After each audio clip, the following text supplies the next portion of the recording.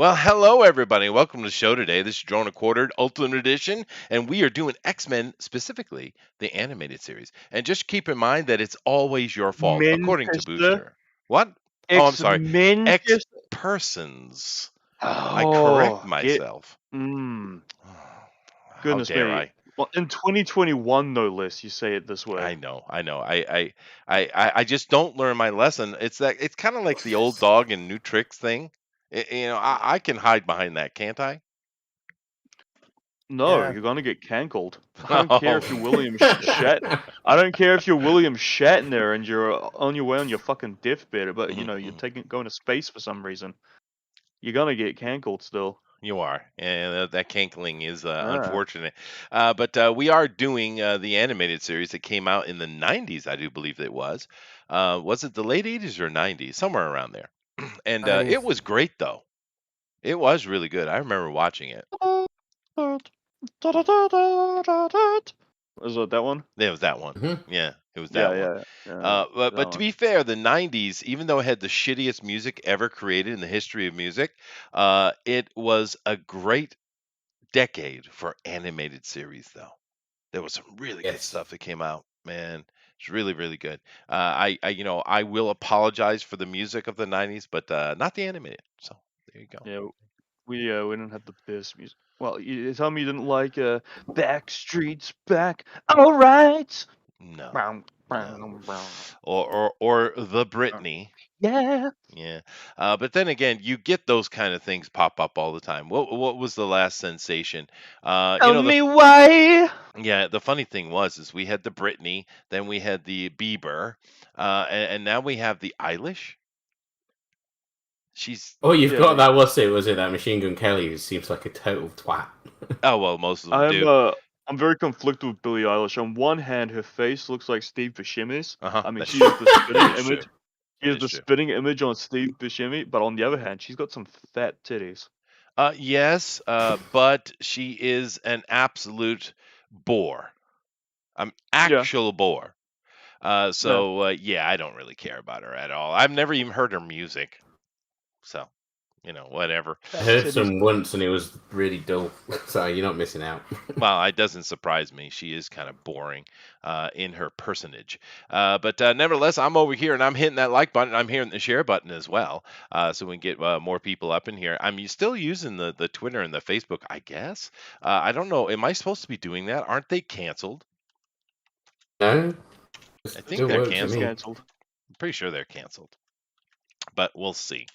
Someone told me Facebook turned off at some point, but I think I was at band practice, so I missed the entire thing. Well, they're acting like there's a thing. It's all a conspiracy theory.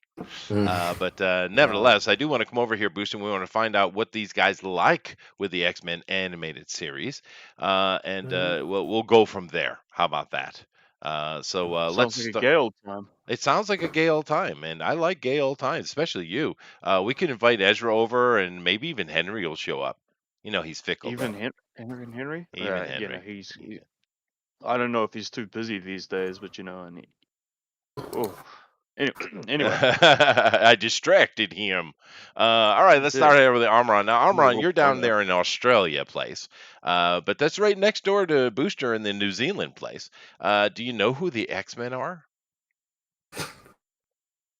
Really? The question really needed the perfect really?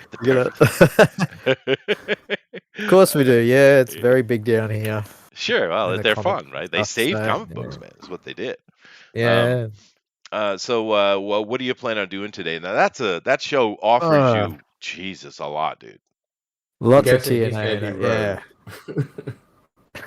There is, but I also had things cool like they had Box on the series. That was one of my cool characters I like.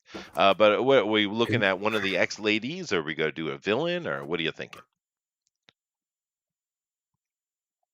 Not undecided as of yet. Undecided. You guys are so indecisive. Have you noticed that, Booster, with artists?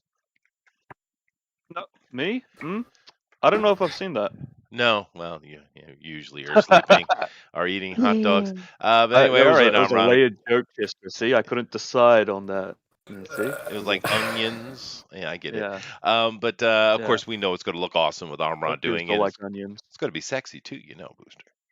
It'll be. Gonna be sexy, baby. You gotta make it sexy. You do. I'm a little bit terrified, JD. You're not supposed to be drawing yet. This is a practice. This is a Oh, yeah. practice. Now, I just want to understand, JD. Can you tell me what happened to her face? Oh, dang it. That was Just tell him where to go. Okay. So we're doing Rogue today. That's cool. I like Rogue. No. I was doing Wolverine. You're going to do Wolverine. I don't know. That's top tier there. You might want to kind of back up and take something a little more tame. I can do that. Yeah, maybe Jubilee.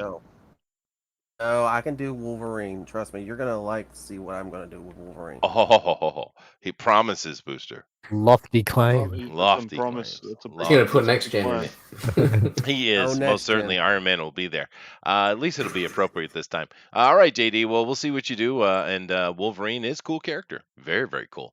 Moving down here, Booster, we got Keema, who's always a treat. And she's doing Gambit today. Yes, I'm going to do a Gambit. Oh, I think that's bordering on sexual harassment. It's okay. She'll just blame me for it. Yeah. There you go. That works. Yeah. Now Gambit, that's an interesting choice, Keema. He's not the most popular. I don't care. He was cool. He was cool in the animated series. Yeah. He's pretty popular. What are you talking about? I thought he was this dumbass Cajun. Fucking Cajun. And he looks badass. Does he? Yeah. I think you're the one guy who doesn't like him. Projecting your own opinions on everyone else. Maybe. Once again. It's possible. But no, okay, cool. Actually, I'd like to see a good rendition of Gambit. So thank you for coming on, Keema, and I'll be looking forward to it. Now, Rabbit here, he's all about the X-Men, and he loves comic book. He's a big comic book fan. You see. So, what are we doing today, Rabbit? I'm just going to do Wolverine, because I don't really remember it that well. I was looking at it earlier, I was like, yeah, I kind of remember it vaguely. No Ororo. My favorite X-Men animation was when it was the Wolverine versus Hulk movie. That was great. But I was thinking doing Deadpool, but then he was only in it like for a scene or something, wasn't he, in the old series? He was in the series just for a few seconds. Yeah, but Deadpool really wasn't quite popular yet at that time. He kind of developed through the 90s, right? And he became quite popular. It was either that or I don't know. I was thinking about it, but I'm just going to do Wolverine and just do something easy. Well, we see if we can't get a full body action scene out of you today. Nah, I thought about that, and I thought I was up late last night, so. All right. Excuses from you as well. Hey, Zach, what's going on, dude? Zach, you're muted. Zachary, hi. What? Hi. How are you? Huh? Now you're a young fella. So which X-Men do you like? Rogue. Okay, no, Rogue's cool. I get that. Yeah, from the animated series. From the animated series, she was kind of lame in the movies. That's true. Yeah. But that'll be good. That'll be good. All right. So we got Rogue coming in from Zach, and of course he's not going to show us his art, because he's I'm not going to draw Rogue tonight. Oh, you're not. So who are you going to draw? I don't. No one. I don't have time. I'm working. I just came in to hang out. Oh, okay, fine. Get out. Get out. All right, bye. Love you, Zach. So Booster, you kick these guys off, and let's get going here. He actually left. He did leave. Yes, you insulted him, Amaran. It's all your fault. Damn mean Australians. Booster, you're not doing your job. Nice. You fall asleep again. Wow, I think we did lose the Booster. He's had too much schnapps this morning. It is pretty early for him, though, to be honest. All right, I'll kick it off then. Here we go. 3, 2, 1, go, go, go, go. All right, you guys know how it goes here. We got 2-hour period. And these guys will be drawing. There's no rules here. It is PG-13 as well, so they do have some freedom in that regard. But they can use color or whatever they want. We figured that would be better.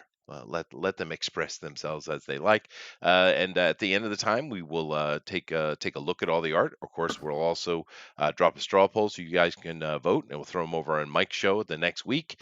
Who's drawing monkeys? So lots of monkeys over there. That's always a good thing to look forward to.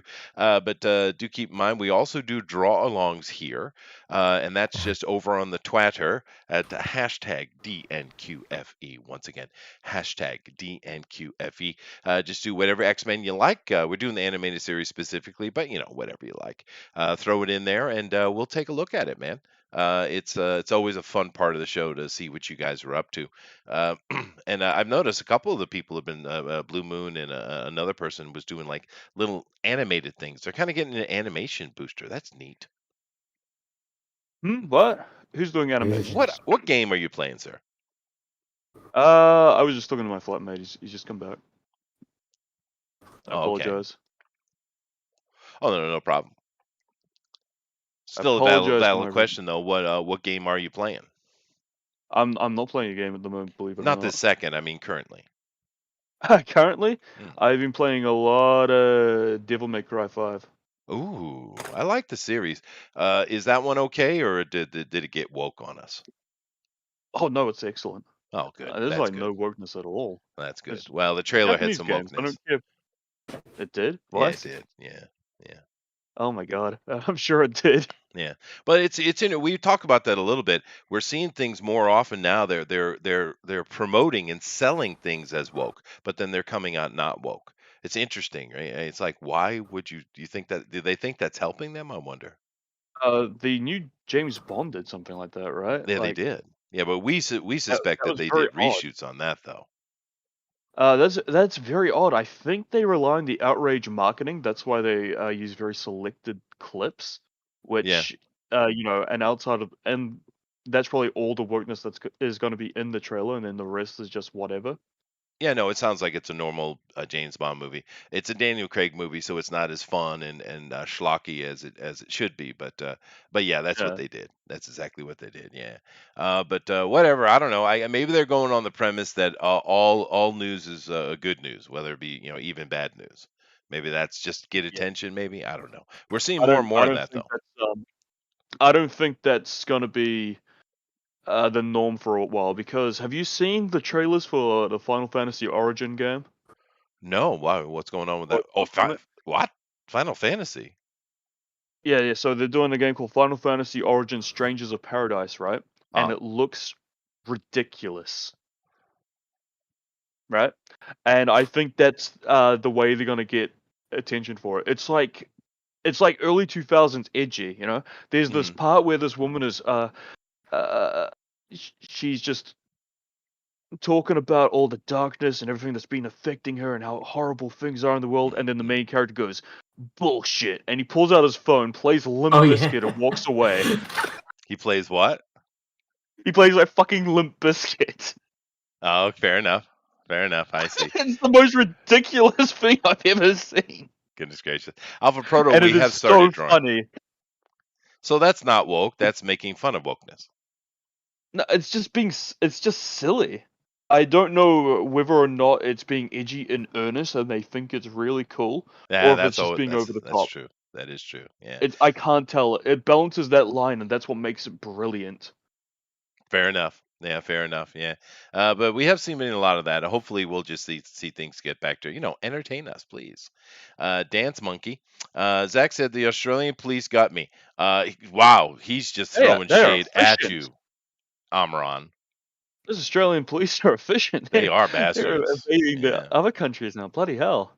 I mean, they're just looking out for you, though, right? They're just looking out for your health. That's why you need a baton to the face. Yeah, so when does the Civil War start, Amron?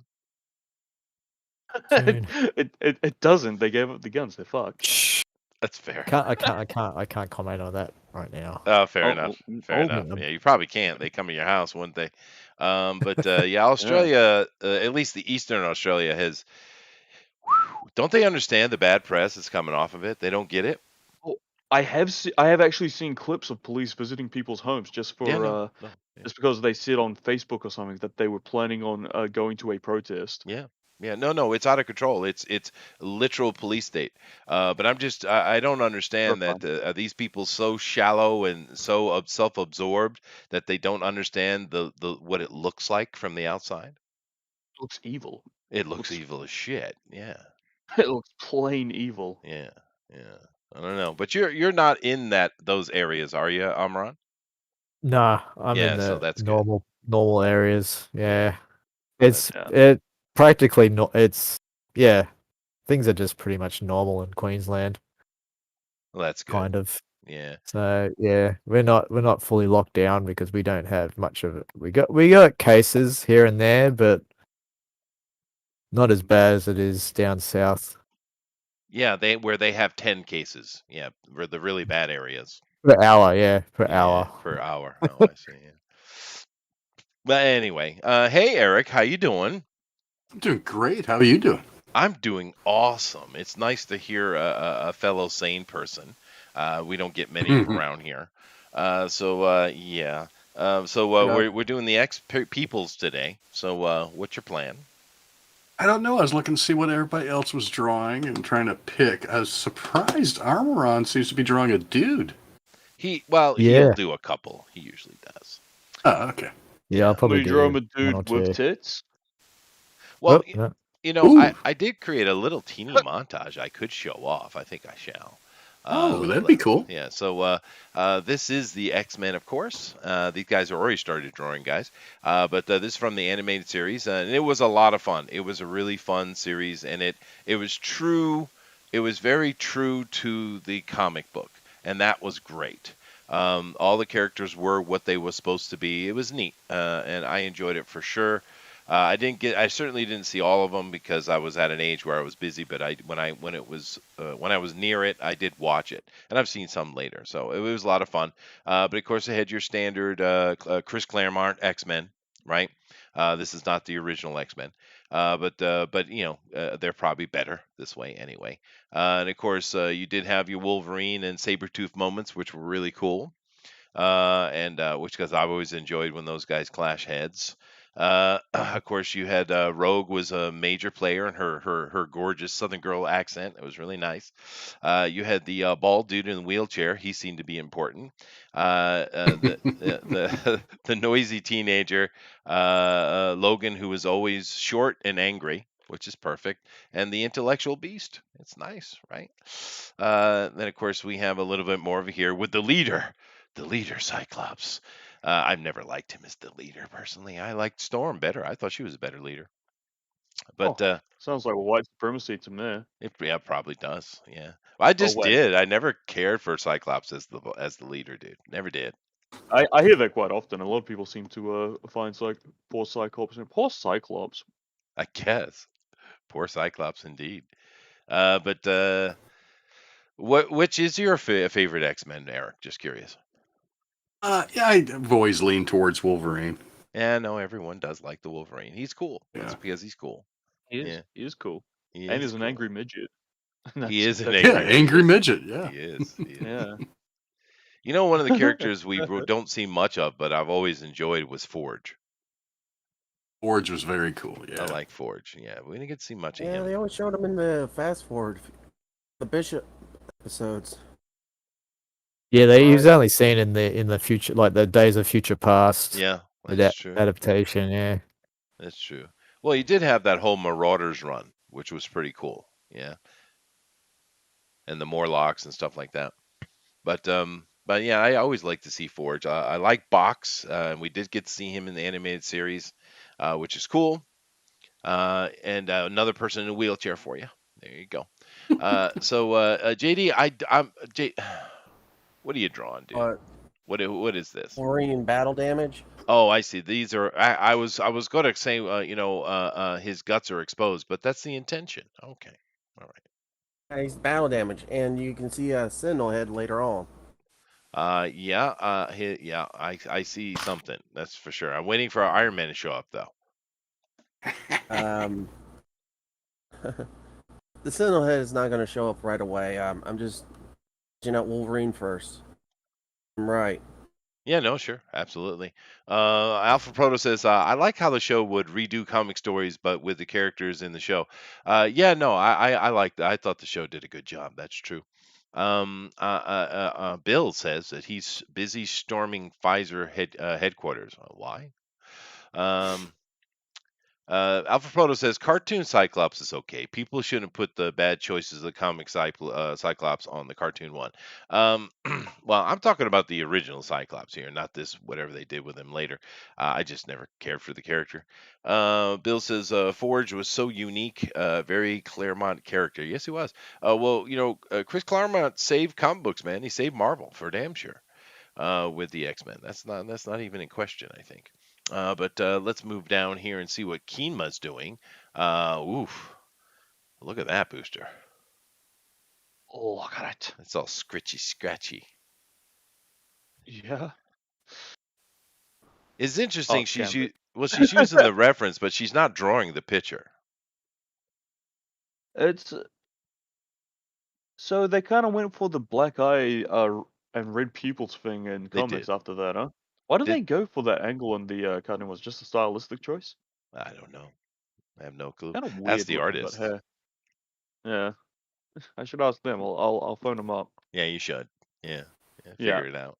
Yeah. Although, what'd you guys think of what they did with Gambit in the movies, though? Isn't it funny that Channing Tatum never got a play? They announced that so long ago. Channing Tatum as Gambit. What a weird casting choice. I feel a little bit bad for Channing though, because he's kind of gotten a raw deal in Hollywood. Let's be fair. He gets these stupid roles. He's in Jupiter Ascending. My God, what an absolute ass show! Mm-hmm. And what a weird thing. They get like their hunk lead, right? Who all the ladies were creamy for at the time. Easy, and they make him look like a half dog man. Yeah, no, it was dumb, and that whole movie was just so dumb. It was dumb on layers, and it could have been cool, dude. It could have been really cool. What are you doing? You got your 60 mil lead. Why are you making him a dog man? No, imagine that movie with Guillermo del Toro doing it. Oh, my God, that would have been better. That would have been a lot better. It would have been dark like it should have been. Because the premise is wicked dark, right? They're harvesting planets, right? It should have been done in that vein, right? But it was, oh my God. And who the hell is that lead? Is her name Kunis? Your favorite Mila Kunis? Yeah, She's so lame, dude. She's so lame. What? She is not an actress who took off, huh? No, because she sucks balls, dude. She's kind of hot, though. She's cute. Yeah, sure. She's cute. Oh, yeah. I'd let her nibble my cock. Yeah, I'm sure you would. But no, she's cute enough. That's not the issue. She's just really, really bad actress, dude. I mean, my God, epically level. And it was written horribly too. The whole thing, it was just a tragedy. The Jupiter Ascending, when it could have been something cool. But I love her as Meg from Family Guy. Is that who she is? Yeah, yes, she's the voice. She's always always been the voice of Meg. Well, that she was makes a lot of sense. Show, 70 Show. Yeah. That's why she's so easy to be shat upon. I get it. Exactly, because she's a sitcom actress. They don't tend to transition well. No, yeah, fair enough. That 70s show, I watched a couple episodes of that. It wasn't very 70s-esque, though. It's kind of like Stranger Things, Eric. They tried to tell us that this was the 80s, and it's like, yeah, no, I lived in the 80s, and not really. Yeah, that's where we're from. Yeah, it is, but I mean, we would know. We would know. But you think they would have, gotten someone from the 80s to help them out a little bit, The funny thing is, when you go watch the people talking about the making of Stranger Things or doing reviews, they're like, this captures the 80s better than anything ever. And it's like, wow, dude. Wow. And of course, they even screwed up the idea with Demogorgon. Back in those days when you're playing D&D, nobody played with a frickin' Demogorgon. We played Orcus. Jesus Christ. These fucking people. Yeah, they don't even know how to nerd right. Oh, such fake geek girls. Yeah. It's true. Blame the stupid idiots want to revisit those times, but they don't do their research. A lot of people don't. I'll do just that. Yeah, you should do that. I did watch the season 1 though, and it was okay. It was all right. Season 1's all right. It Yeah. gets goofy afterwards for some strange reason. Yeah. Stranger Things. Yeah. And I It really, gets really goofy. really don't know what happened to Winona. I know something bad happened to her. The alcohol, I reckon. She needs therapy. That's for damn sure. But it was all right. I like the premise of the little psychic girl created by evil government scientists. That was kind of neat. Yeah. That was good fun. Yeah. It did make sense because they did stuff like that back then. Oh, did they? Okay. Write that down, Like Booster. MK Ultra. I'm writing it down. I have so many things written down for you now, Chester. I know. You want me to get to this list sometime? Yeah, we should. We should get to that list sometime. Yeah. Yeah. MK Ultra was a investigative probe, JD. They didn't do anything at all, actually. Be surprised. No, I wouldn't be surprised. And there's no files left. Most of them that have been found is just the tip of the iceberg. No, that's not actually true. Leave the poor boy alone, Chester. Stop watching the X-Files. This wasn't the X-Files. It was a documentary. Done by the X-Files. Nope. Okay. By Travel Channel. Oh, that's Or exactly Discovery. where I go for my historical accuracy. Just stop Or being a bully. Discovery Channel. What? This Being is a really bully. nice, Rabbit. By the way, this is a cool. And this is he's got Wolverine all baddish like with his mask wings coming up real high. I like it actually. It's kind of neat. Yeah, trying to figure We'll out. see where it goes. Yeah, I did multiple layers. Just on the red layer. I decided to do clones. JD, I'm talking to Rabbit. Sorry, I was just trying to explain how I did this. Bad JD. Okay. It is Halloween though, Boosters, coming around the corner, you know. It is. It is. Yes. I don't do shit for Halloween. Oh, I always do a bunch of stuff in my school for it. The kids love wearing the costumes, and we do trick-or-treating and games and stuff the whole week. It's fun. The whole thing even. Yeah, the whole week. Yeah, we do it well because I have a week full of classes, right? This is mine is a private language school, right? So therefore, some kids come to multiple classes, but in general, all my classes every day are different kids, right? They come once a week usually, and therefore, in order to incorporate everyone into the holiday, then I have to do an entire week of it. But it's fun. We play lots of games. The kids really got. The interesting thing when I first came over here, of course, there was no Halloween in this little countryside place at all. I mean, some people. You brought Halloween to Japan? No, I brought it to this area. Oh. Yeah. Okay. But no, because of people like me all across Japan, Halloween has become a thing now. The largest Halloween parade in the world is in Tokyo now. Right? Dang. And it's just successive I gotta waves make a of trip people like around me. Halloween time. What do you say there, JD? Oh, I love Halloween. It's my favorite holiday of all time. Yeah, no, I like Better than it Christmas. too. I do. You dress up your dog, JD? I can't do it. He'll bite me. Oh. Does your Sad. dog bite you often, JD? No. If I try to do that, he'll bite me. Trust me. So maybe it's not your dog? No, he is my dog. He's kind of aggressive. Okay. All right, so you're not gonna try the peanut butter trick on him anytime. Oh, wait, Jose, that's dangerous. Well, that guy is vicious. well, so you haven't disciplined him see. properly then. Oh, he's a Chihuahua, man. That's what. Chester's dog knows the peanut butter trick. He's been disciplined correctly. No, in reality, if you don't train a dog, if you don't educate a dog, they'll be dumb their entire life. It's kind of sad. Like a kid. Right now. Like a kid. It's true. Yeah. Yeah, too late now about that. Okay. Kind of ornery. Well, you know how I solved it? Because when we first brought my dog home, He was, very young, and he was nippy too, and he bit at me once. You know what I did, JD? You know how I solved it, that he's never bitten again? You know what I did? I bit him back. Oh, dang. Yeah. Old school. And he was like, "Oh, that's how that feels." Yeah. Yeah. Never again did that happen. Never. You didn't go bite me again, Daddy. Yeah. Sometimes animals got to learn the hard way. They do. My cat learned not to jump on the bench the hard way, right? Did I tell you about this? No. I didn't do nothing. I did nothing to him. But I had the oven stovetop on, right? Oh my God. Yeah. Okay. Oh. And yeah, that's about all that needs to be said about that, doesn't it?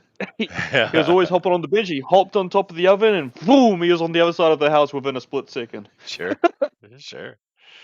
Yeah. Well, I mean, that's important. Never jumped on the bench again. Yeah. You tell them if you touch the fire, it's going to burn. And then they don't listen. They touch the fire, and they don't do it again. Yep. Yeah. Sure. Hey, did you guys hear about that new Marvel game by the guys who do the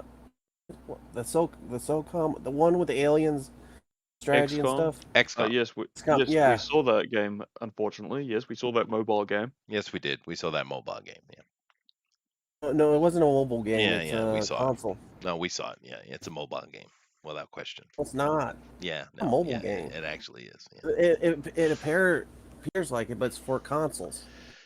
Yeah. Oh my God. Yeah, that's what we're saying. Yeah. Keema. Keema. What? You're supposed to be teaching the boy irony. That was on the syllabus. I saw it. Nope. That's your job. That's fair. Yeah. Bill says, "Do you bob for apples or tell the story of Sleepy Hollow classic traditions?" Well, yeah, I do tell a ghost story. Although I usually do those. It depends on because I only do the Halloween with the kids, right? And the older people I don't do it with. So unfortunately, I do the scary story, but I do it in Japanese though. So I usually tell more Japanese-esque horror stories on the Halloween, but it's a holiday, so it's okay. Bobbing for apples, I've tried it a couple times. The Japanese don't get the concept. It confuses their brains. Whereas if you take a string and you hang it like a clothesline across the room, and you hang like little snacks or little things from string from the main string, and then have them to put their hands behind the back and jump up and bite it down. They get that better. I don't know why, Booster. They get that. That is so strange. That is so funny. Yeah. But why do I bob for apple when I'm doing Russian accent for some reason? Why do I bob for apple when I pick up apple much more efficiently? It's true. It is true. The good thing now is because I told you guys that we had a typhoon come through and it literally blew the walls off of the building I had my old school in, and I had to move into a new place, which is a beautiful new place. The good thing about the new place is the hallway between rooms has a big like a lounge area on it with a library in it, and it's got a long run. So because I usually would do like little carry the egg in the spoon type of games, those kind of things. We can do more stuff in that space now, so it's going to be fun this year, I think. But yeah, we do all kind of games and stuff. Kids love it, and it's good because I do play games in the class occasionally. I use educational board games that they enjoy, but I only do it occasionally because it is a learning place. It is a school, right? So we don't do a lot. But the good thing is Japanese kids are very studious by nature. So once a year doing, and we do some Christmas stuff too, but it's a little different. But once a year having just a full fun class where you're not even bothering to learn anything, it works here. So I don't know how well that would go over in the West. I think they're kind of spoiled. Maybe a little bit. That's why I need to beat your kids. Yeah, well, spare the rod, spoil the child, dude. That's today's lesson. Beat your kids. We have an entire generation of kids that we're not beating, and now we have TikTok. Well, I mean, take a look at them, dude. They could use a little beating. I mean, Absolutely. They really could. and accidentally backhand the mom as well while you're at it. Oh my God! I mean, I got my ass whooped, and now I flinch every time Chester raises his hand. That's right. That's right. Uh-huh. You better. The beating will come. The beating will come. It always does. It always does. Hey, Bill. Are you drinking tonight, Bill? Here. This needs to be clarified. Shit. A little bit. Am I gonna have to? Drinky buddy. Oh no! I'm gonna have Here to we go, mute you on baby. occasion. Here we go. All right. I don't want to have to mute you, Bill. I don't want to Booster. have to mute you. It just has to happen sometimes. You understand? Hey, now understand here in America, we're a little bit looser with the lips as you are in New Zealand. Because I mean, we're not arrested as often as you are for speaking our mind. That's fair. So forgive me for we are hitting there. You are so getting there. It's kind of scary. But I know I'm just here to celebrate the X-Men and then just talk shit and be an asshole and then get kicked off. Get out. I see your reputation precedes you. That's nice. Now, Amron has changed. It looked like he was doing Cable, but now we got some Rogue action going on, I think. I forgot about Cable. That one. Or is that Jubilee? No, it's Rogue. Bishop, yeah, right? I've got a ton of them, yeah. Well, that's not it. That's something else. Too many that was my Bishop. Bishop, yeah. I was doing something there that didn't get That was anywhere. such a strange time. Fucking romance comics. No, that's I I found on Twitter. Yeah. It's it's G.I. Joe. Romance comics were a G.I. Joe, thing back in like what would you say, 60s thing? Or yeah, like pop art 50s. style, yeah. Yeah. Romance was 50s.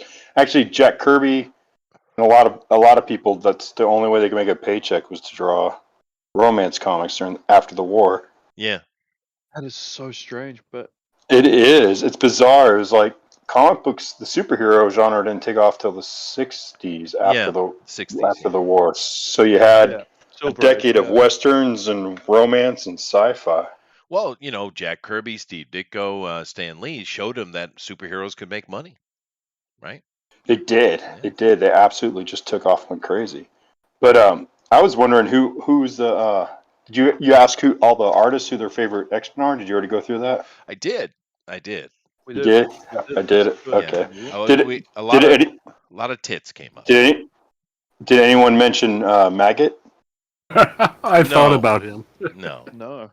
You can though. Oh, he was. I mean, you definitely didn't ask me my favorite X-Men, but whatever. Oh, okay, Booster. Who's your favorite X person? I don't know. I don't care about the X-Men. Oh, sacrilege! So should I go? Did you ever? The most Peter Griffin thing I've ever heard. Did you ever read the X-Men versus Teen Titans comic? I did not. Yeah, it's because you're a loser. X-Men win though. I am. I'm a big loser. How could X-Men win? I mean, let's be honest. That wouldn't make sense. The X-Men are powerful as shit. Yeah, but they're not Raven powerful. Well, that's fair. Oh, yeah. Storm maybe. Storm is equivalent, I'd say. At the time, they had the Dark Phoenix. It was before like the whole Raven Trigon storyline, so that wasn't in continuity yet. But the villain was Darkseid. She was just like a glorified illusionist at the time. It was and she was an empath and a teleporter at the time, not an illusionist. Right. Yeah. That's right. That was her job for the longest time. Was just to teleport the team. That's right. And heal them, but feel their pain. Yeah. While she healed them. Aw, Eric, I do have a question. Why does your Storm have Angelina Jolie lips? Lips I like. Oh, yeah, some DSLs, baby. Fine. There you go. Lips that could sextart a leaf blower. I would say more like Carly Simon, but whatever. Well, now that's going back. That's going back now. Don't hurt the young ones, man. What are you doing? Goodness gracious. What is this? What is this ancient language he speaks? Carly Simon. I never thought of her forever, dude. You're so vain. I once met I met Claremont a few times, but oh, nice. when he was releasing Sovereign 7, do you remember that book from DC? It was his first book after Marvel. After he basically got shoveled out after doing all those X books, and they decided they wanted to just go with the artists and no more writers. So, I mean, not like Jim Lee or Portiseo or Rob Liefeld were at fault. It was just that was the direction of the company at the time. Yeah. And so I met him, and I was hanging out with him at Mile High Comics mega store in Thornton. It was a huge store. I mean, it was the size of it was like a mall. It was massive. And while we're sitting there sipping coffee and talking, some jerk off comes up and he asks Claremont. He's like, "So what do you think of how do you feel that Marvel didn't pay you any royalties for your story for the cartoons?" And I've never seen a person go from like a normal shade of flesh to like purple. It's like his skin turned purple. He was so mad.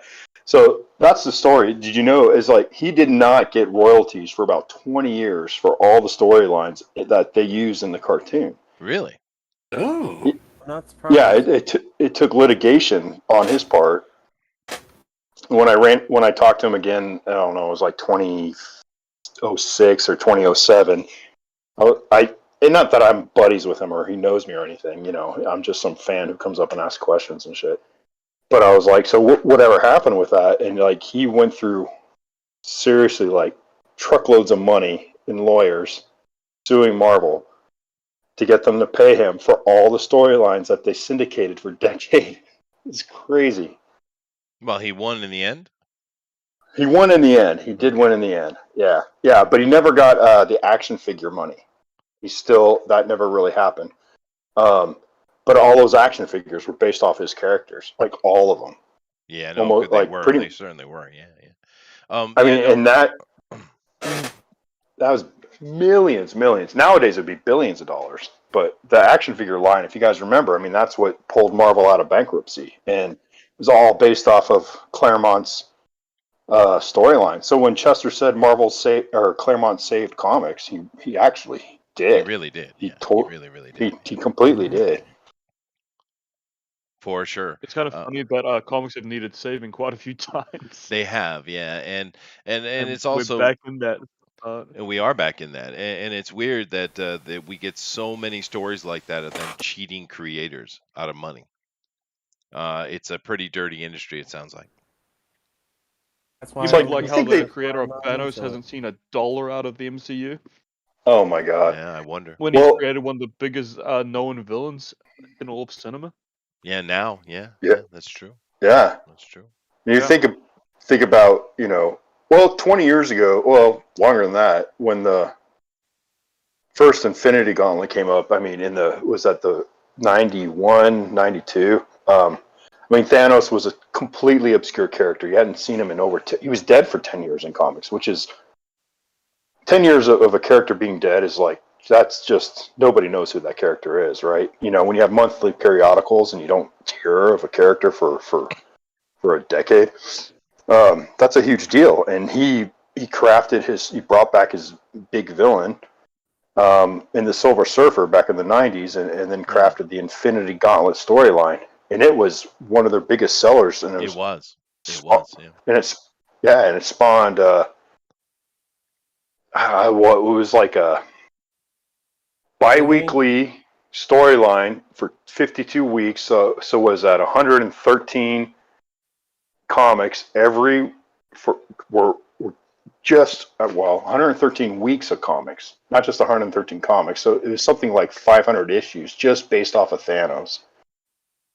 And Starlin got a lot of royalties then, but then, Marvel totally dicked him over, which is very much the opposite from what DC does. Apparently, they're very good at royalties. They pay people really well. Warner Brothers does. They do now. Yeah. Well, according to Ethan, I mean, he made more money off of Atrocitus than of any comic book he ever printed. That was a popular character, though. But nothing like, it was absolutely, but nothing like Thanos or just some of the X-Men characters. I mean, Dark Phoenix. wow, no royalties. He had to go to court for that. That's just crazy. It is crazy. We got Z Comics in here. Hello. Lady Celtic Moon is as well. Nice to see you. Alpha Proto says, Avi was the guy running the Toy Biz. Okay. Now Thanos is the villain of the highest grossing movie of all time. He is. And it's interesting that... Oh, I hate that movie. Well, the thing with it why is, they're so popular. they are popular, and Kevin Feige is the one who made the decision to use Thanos, because there are a lot of villains they could have used. So serendipity maybe played a part in Thanos becoming as popular as he is, because before that he wasn't much of a character. I mean, yeah, he was poor man's Thanos, but he intended to rip off Metron. Oh yeah, excuse me. Yes, he's poor man's Darkseid, and he intended to just rip off Metron at first. And I think one of the guys who was co-creating the characters said, "Well, if you're gonna rip off these guys, you just rip off the cool one." So that's why he looks like Darkseid. Yeah. Absolutely. And that's why he has a flying chair, just like Metron. Right. Well, yeah, it's kind of a blend. I mean, Metron, an evil Metron, is a great villain too. I don't know if any of you are fans of the Grant Morrison run on JLA back in the late '90s, mid to late '90s. There's a really cool story arc where Metron turned evil, and it was like a time. Yeah, it was like a time cross caper kind of thing. It was pretty fun. Yeah. But how are the artists doing? They're doing well. I've been showing the art all along here while we've been chatting about comic books, which is always fun. And of course, we get some great stuff here. I'm kind of wondering when Bill is going to start drawing again, Booster. When is Bill going to start drawing again? Yeah. Well, I did one today. It's I put it in the chat of the Discord. I did a Mind Flayer, and it's the first drawing I think I've done in about 2 or 3 weeks. Because my hands don't like drawing as much as they used to. But I find that if I'm like really well lubricated, I can draw. And what I mean by that is like if I drink lots and lots of water, like my hand doesn't cramp up as much. No, we understood. The bubbly water. We got it. Yeah. No, for real. We get it. Yeah. I've increased my intake. I'm up to about 4 liters a day just so my hands don't cramp up, as well as turmeric. What is the problem with your hands? It's essentially tendonitis in both my thumbs. I have nerve damage in one thumb. When I was how old? I was in my early 20s. I got stabbed basically in the palm of my hand, right below the thumb. Yeah. And the knife went in about an inch and a half, and it just almost severed the nerve, and so that thumb just does not like fine detail at all. Was it Chester that stabbed you? Yeah, well, it wasn't Chester, but it was one of Chester's ninjas that he sent after me for money. You got to watch out for them ninjas. Yeah, I don't know. I guess I'm lucky because I got a bunch of knife wounds on me, dude. But everything works. As long as you keep them away from your tendons and nerves, I mean, you're okay. And if you just hit your meat, and I hear you have a lot of meat, so I mean, I do. Yeah. That's why you can get away with it. But no, I'm just skin and bones. I'm just a tall, thin Italian, Norwegian, Middle Eastern Jew, African. That sounds angry. Oh my lord! From Chakwa, who can't, you knife me in my hand, I'm just in trouble. There. Well, I'm a good 220. Yeah. I'm a 220 pounder, so gotta watch out. I'm about there too, but unfortunately, about 60 of it's in my beer belly. Oh, beer belly. Yes. No, but I did draw a Mind Flayer. If you can flip that up on the screen, it's actually I'm pretty proud of it. It's pretty cool looking. Let me go see if I can locate it. Oh, let me see. It's over here, I think. All right, so that would probably be in this area, I guess. Put it in the general rabbits. Something. I see. The original idea was to draw him standing over Professor X with an excavated skull, but I could only get so far. I don't see it. Yeah. Where did you put it? Where did I put it? Why don't you just share it here? I mean, you're talking, so just share it. Oh, I'm on my phone. I'm not sure how to do that. It's in the general chat. It's one of the last things posted. Or where is it? No, it's in progress. Okay, I'll post it in the general. Huh. Yeah, because I don't see it over here. There you go. It's in the general now. After, wow, there's a lot of people posting. Wonderful work. Oh, I see. You put it over. Oh, it's over here. Okay. All right. Keema, you were killing it. Oh my gosh. Yes, she does. Thank Yeah, you. that's cool looking Illithid, dude. I like it. I like it. Very nice. Very nice. Let me see. Bring this back up here. All righty. Where was I? There it is. It is good looking Illithid though. Let's see here. We got to move down to Rabbit. Yeah, now this Wolverine is different. Rabbit. It's very different. It's cool though. I like it. It's October-esque. It's nice. Who are you talking to? Talking to Rabbit.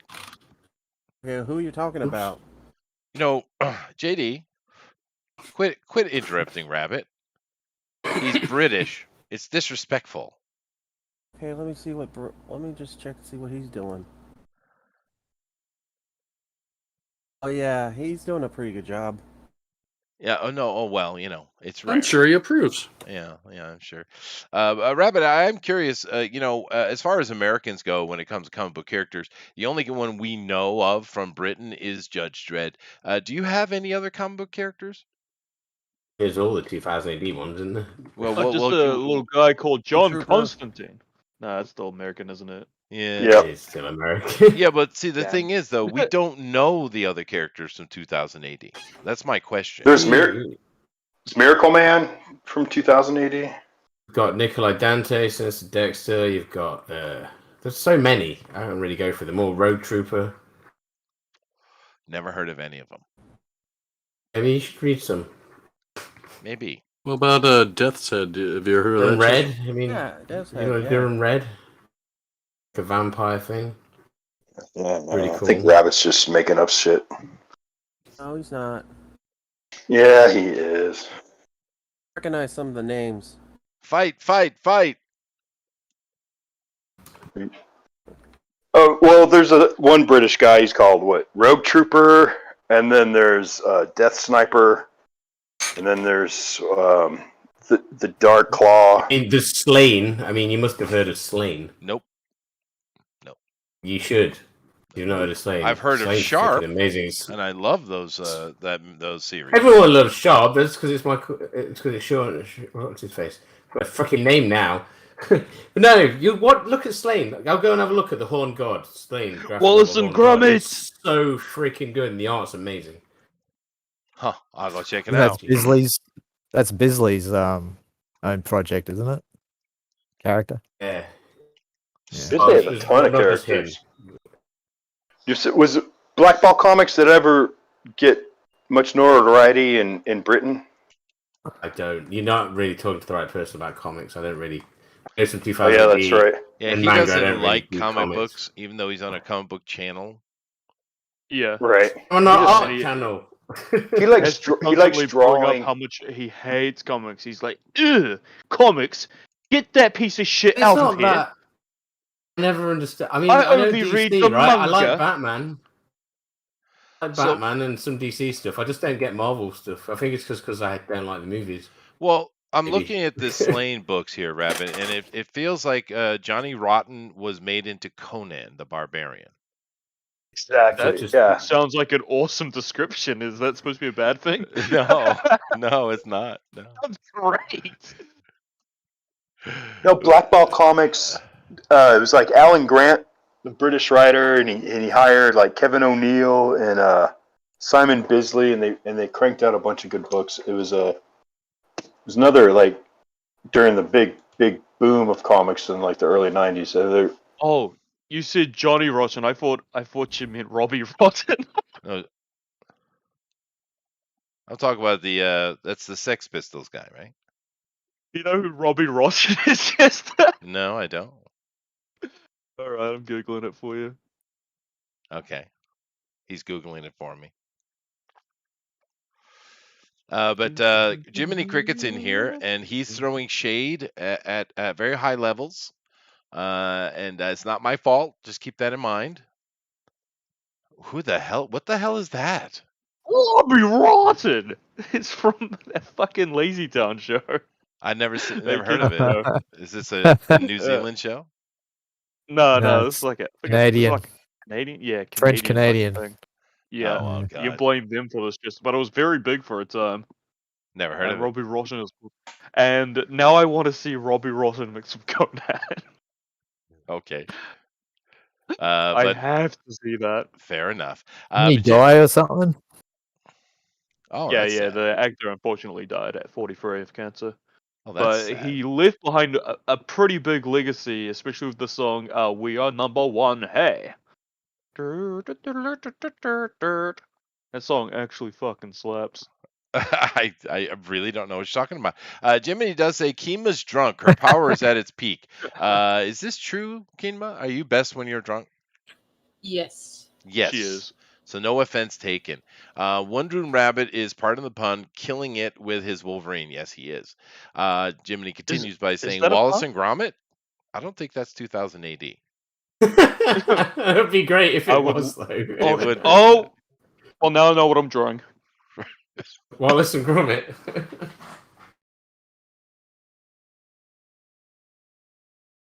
Yeah, Wallace and Gromit is actually fun. Death's Head is lame, he says. Yeah, Death's Head was kind of lame. That was that Marvel UK line. Hellfire or Hell's Angel and Death's Head, and then there's like 6 other titles, and they all printed maybe 3 issues and then folded. I like Death's Head. You would, JD. You would. Well, he had a cool image. He had a cool fucking helmet, and then he was like a time traveling bounty hunter, which is the cool cyborg. Don't call him a bounty hunter though. No. What's he that? Didn't like the term bounty hunter. No, he didn't like the term bounty hunter. No. So Death's Head was not too bad. Hellfire was cool because she was redhead and spandex. That's always cool. You know what I thought? You know what I thought would be cool in this vein of comics that we're talking about? Frank Frazetta's characters in a comic book. I thought that would be cool. I was like, oh, that would be cool. We should have that. Then I saw it because it does exist. What? And it's Verotic. That was Glenn Danzig. It's very bad. It's a comic book. He did Death Dealer and bad. Jungle God. Well, the only reason why it was bad is because the person who wrote it was Glenn Danzig. Glenn Danzig's not a comic book writer. Well, he's a god in his own mind. That's for damn sure. Absolutely right. He's a miniature Dr. Doom. He's a megalomaniac. Oh yeah, but he's a narcissist to the nth degree. Yes. No, but I have that Death Dealers comic, and that one was really nice because it was drawn by Simon Bisley, but it was printed with cheap ass glue, and all the pages fell out. If you opened your book Sounds like all Ethan the way. Skyver book. Oh, what?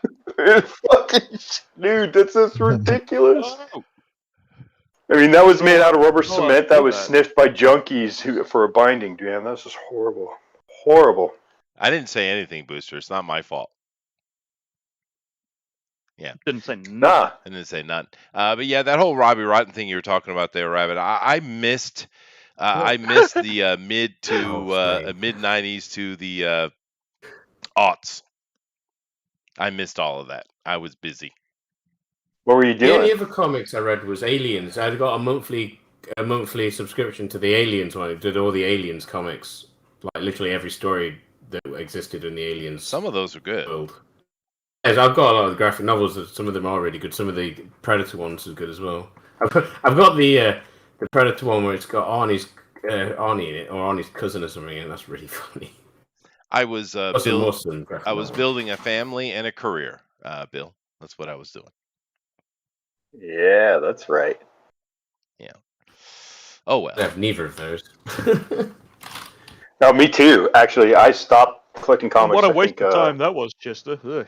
Yeah, I know, right? 2002 to basically, I think 2009 I jumped back in. There were some good books back then. That was like For DC, it was Infinite Crisis era, and that was pretty much the end of the post-crisis DC universe, like from 86 to 09.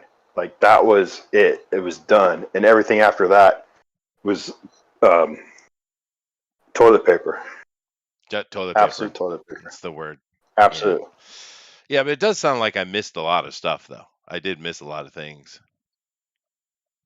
Oh well. Well, you get over it, you know. Yeah, sure. There's other things you can do. But then again, from like the mid 80s to the mid 90s, I missed a lot of stuff too because I was doing music and touring all the time, and I occasionally I saw some things. Yeah, I missed a lot out on the pop culture. I did. Well, in comics, you had the shooter era, and then the 90s boom, which really the early 90s people like really love that stuff, but to me most of it was crap. I mean, there was a lot of cool art, and there was just proliferation of periodicals that were pointless and just money grabs. Yeah, well, so it was really hard to find anything good. Well, the interesting thing is, back in those days, I missed the X-Files, a good chunk of it, although I've seen it since. However, I still had a pull list. So I would go in and pick up the pull list every week, and I was reading. I remember in that period, one of the things I really enjoyed was Savage Dragon. Yeah, early Savage Dragon was a lot of fun. That was a lot of fun. Yeah, it was a chaotic bloodfest, man. And it was cool. Yeah. It was. So did you catch Seinfeld? Did you catch? No, I've never seen an episode of Seinfeld ever. No. Really? Yeah. Wow. What's the deal with that? Yeah, I just. Do you like my Jerry dude. Seinfeld impression? It's good. It's pretty good. Yeah. I think that was pretty spot on. It's good. It's good. Especially spot on if you've never seen an episode of Seinfeld, so you can just tell me it was good. I will. I'll use those jokes in the game, and you won't even know it, man. What I'm referring to, and like I'll enjoy the fact that you don't know it. There you go. Perfect. Exactly. There was another comic at that time I was reading. It was kind of indie and ironic, and I liked it quite a bit. I think it was from Boston Comics or New England Comics, I think is what it was. Oh, The Tick. The Tick, yeah. Yes, The Tick was a pure majesty in graphic form. It really was. It was beautiful.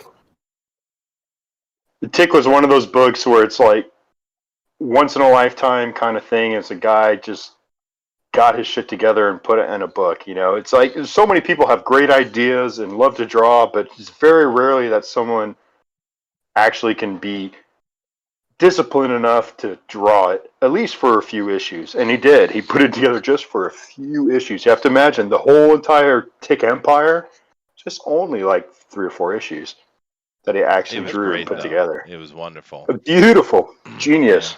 Yeah, I got the first issue.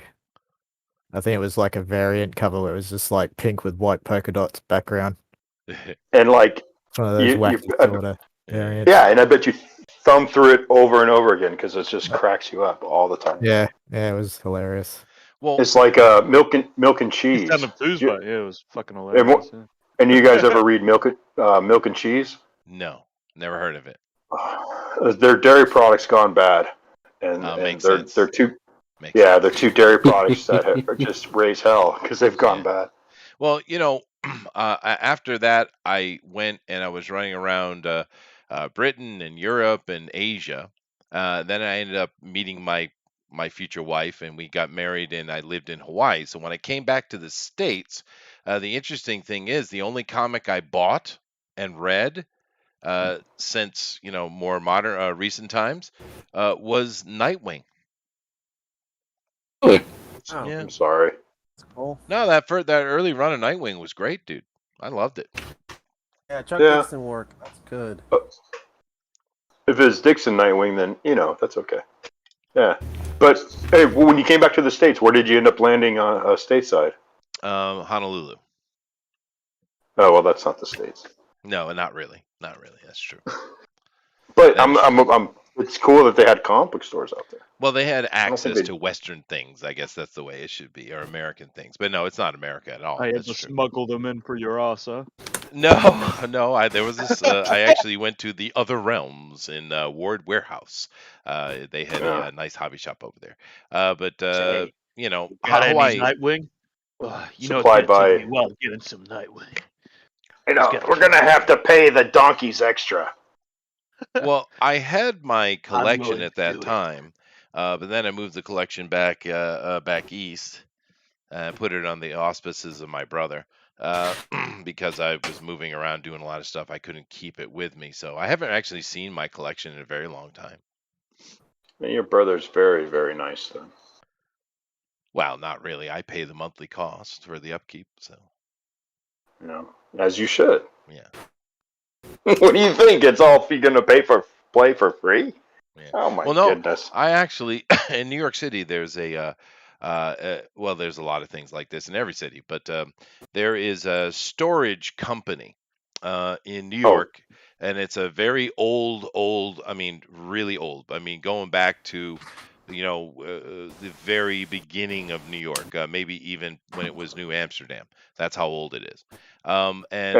This company has these underground vaults that are truly ancient looking, and you can rent them. Associates in New York, it's called. And I've had that for a long time. I got a bunch of stuff in there I haven't seen in decades. You are wasting your money, buddy. Have it shipped over. I suppose I could, but I tell you, if you take a year of paying for storage, it would be your freight cost, and then you would never have to pay for storage again. Well, it's pretty cheap, really. It's not that. Oh, that's good. Because you're paying for storage in New York, it ain't cheap. I'll tell you that. I'm paying for storage out there for some furniture. I have some 18th century and 19th century blah, blah, blah that I've been holding on to from some properties that I sold. And then moving those into a new property as soon as that deal clears. But, man, and these are out in Dover. I have the storages in Dover, which is pretty close. It's a train ride. Yeah. Well, no, the New York does have good storage. That is for sure. Yeah. You got you also got the big storage facilities underneath the Brooklyn Bridge too. Those are, I hear, pretty good. Yes, they are. So here's a question for the artists. Favorite X-Men storyline? What do you think? You want to see what people think about that? Weapon X. Start with JD. Weapon X. Because he's... What's that? Original Weapon X by Barry Windsor Smith. Oh, from Marvel Comics Presents? Yes, that is one of the most beautiful pieces of artwork and storytelling ever put on paper. I like the Marauder storyline. Oh, yeah. That's a good one. The first crossover. Yeah, X-Men 209 to 211. Crossover with Thor and Power Pack. For what reason, we don't know. As well as introducing X-Factor to the X-Men for the first time. And also good for capping some New Mutants. Nothing better than capping New Mutants. Yeah. Well, I always like Power Pack. I don't know why they got a bad name. I actually like Power Pack too. I mean, that was Weezy Simonson's story. I mean, her like first 2 years on that book was just really characters were just real. I mean, that family just popped off the page and into your house. It was fantastic. Actually, the Power Pack, those early ones, are I had picked up at the comic store because I just took my kids in, and we were just looking, because mainly I bought like D&D and role-playing stuff at the store. I didn't buy comics other than Nightwing. But my kids were just kind of wandering around, and they had all the old issue boxes, of course, right? But sitting, they would take, and they would, they're all bagged, and they would put things up in front of the old book stuff that you could see. And my daughter walked up with I don't know, like 10 or 12 issues in a bag of Power Pack, and she just kind of held it up at me with that sad puppy look. I'm like, all right. So yes, that is the clincher. Yeah. So and you're like sad puppy look, and then you're like, how much is it? Yeah, I can make you happy. It wasn't very all right. Yeah. So no, but that was such a Oh, that was I read those to my girls. That was a great book. I mean, you had two brothers, two sisters. They're all they're basically abducted by aliens. They get superpowers. I mean, that's just the classic trope, and it's done very well. And then each one of their powers have to do one of the fundamental forces of the universe. That's right. I mean, it was a really cool story. It had a lot of fun with it. Hawkins, what's your favorite X-Men storyline? Oh, well, I did love the Marauders because that's when I really got into the X-Men. But I'm going to say God Loves Man Kills. Wow, that is a heavy book. Yep. That was back when Marvel was doing graphic novels, like the oversized, thick, oversized format, where you're looking at something that was like a 10.5 by 9. I mean, it was bigger than a Life magazine, and the thick stock paper before anyone used like the Baxter paper, and as the coloring on it was beautiful. But that story was intense. It was intense. It had to do with religion, had to do with understanding, had to do with acceptance, had to do with sacrifice, murder of the innocent. That's Sounds a like really Daredevil. It was very similar to a lot of Daredevil. I mean, it was really gritty for 1984, 1985. Booster likes Daredevil. Hey, Keema, Love Daredevil. What's your favorite X-Men storyline? I actually didn't grow up reading them. I ended up reading stuff like Witchblade in the Darkness. So. Witchblade's fun though. Witchblade is fun. Creator of Witchblade, one of the creators of Witchblade, actually worked on X-Men, didn't he? Marc Silvestri? Marc Silvestri was the artist who actually really sexified the X-Men. Ooh, I mean, he made the X-girl. There you go. He made the X-girls hot. I mean, they were attractive, but he made them all like long-legged, buxom supermodels. But not only did he just do that, he also made this incredible, like, Frazetta-esque. I mean, Silvestri was very much into, like, harsh shadows and this very robust light sources, and the panels were feral, man. Yeah, thank you. Yeah, his action panels were feral. I mean, Silvestri was one of the innovators for, like, the dynamic panel that we basically take for granted now. You know, Bill, since we're talking about X-Men and therefore Marvel, I have a very serious question. Why the hell is Keema not drawing for Marvel? Because Keema, if you were to say you were lesbian, or you would be drawing. Yeah, I back you up, Keema. I say, yeah, I know she is. Yeah. Time to Liz out.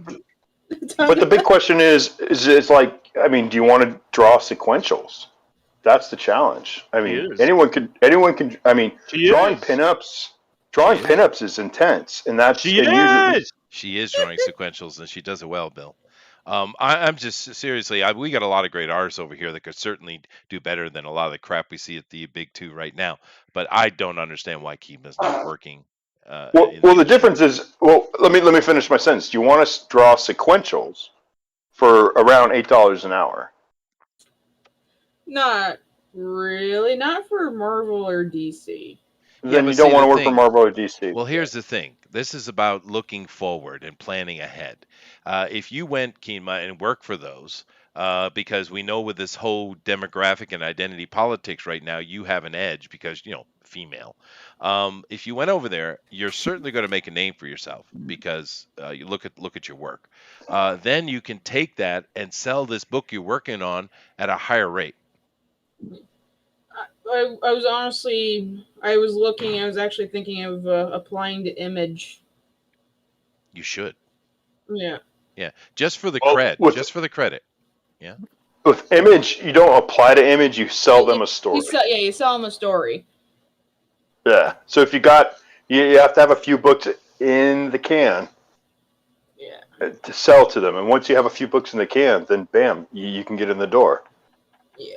And just dye your hair purple, and you'll have a job. Well, so Amaron, I have no hair. She has no hair. Even better. Even better. Even better. Yeah, no, that's true.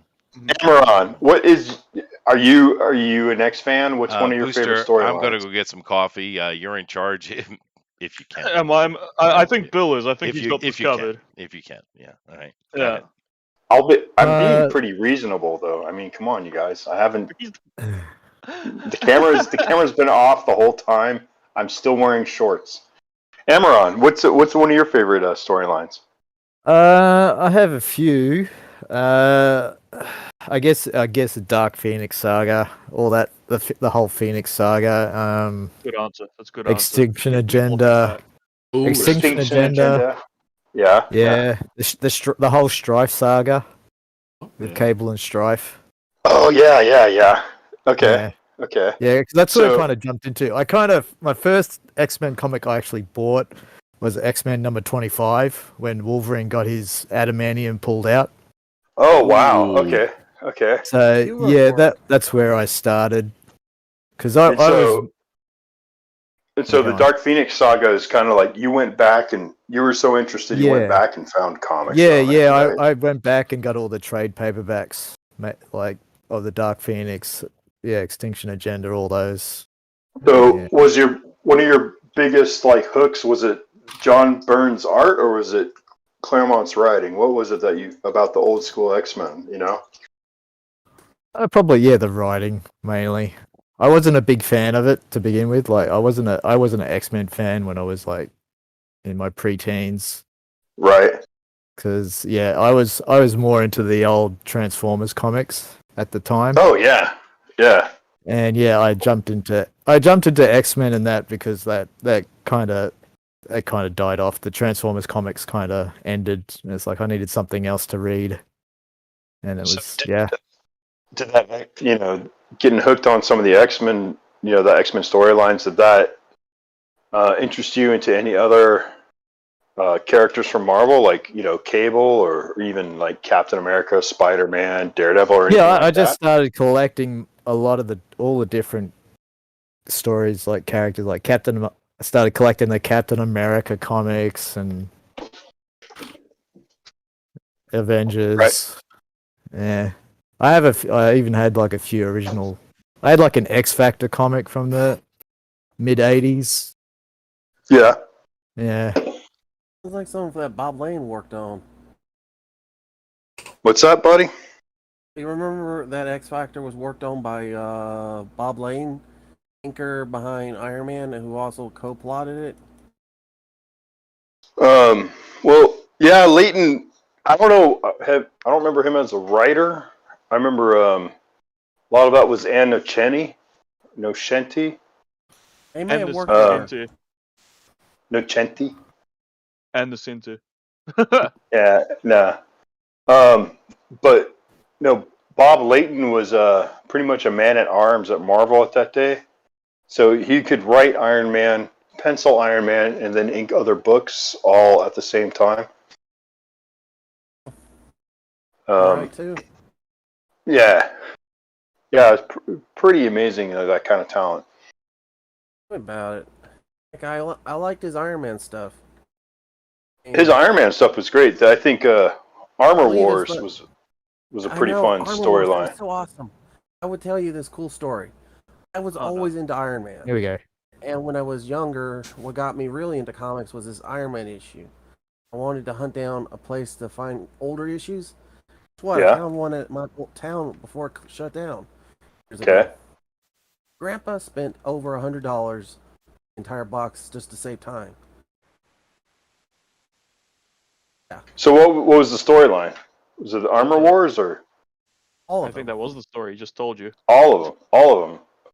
Sorry, I got it. That's a good story, man. And that really shows your love of comics, and I understand why. Your main character is an armored technological hero. Fucking brilliant. That's why Hey, Rabbit. There's no point asking. No, I was going to ask you.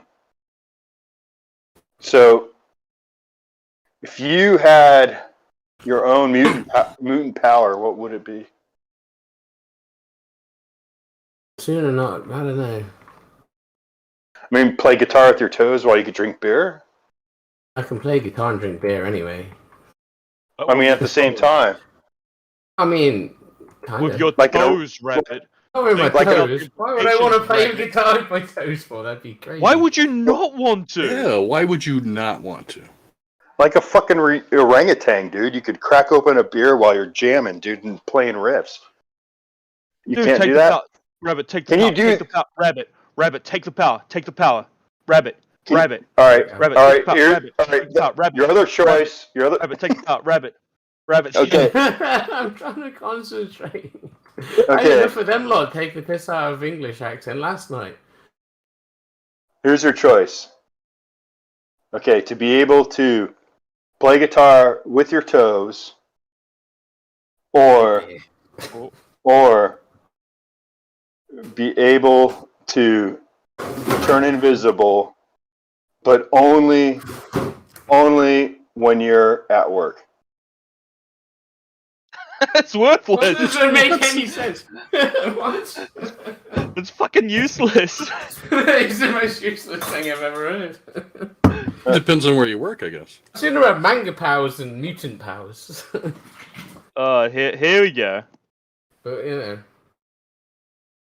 Typical Should I try and colour this, or should I just stop now? Are we done? How long have we got? I need to have teeth, don't I? You probably got plenty almost of an time, hour, bro. don't we? Yeah. Okay. So I've got plenty of time to try and finish this thing. What would be nice to have a power of is more people to listen to Spotify. Power to get people to buy my songs. That'd be great. Or would you rather go through life without? Would you be able to go through life without a big toe? Or because I need to be able to balance for skating and surfing. I need my big toes. Or never be able to say the letter P. Ooh. I don't need the letter P for most things. So.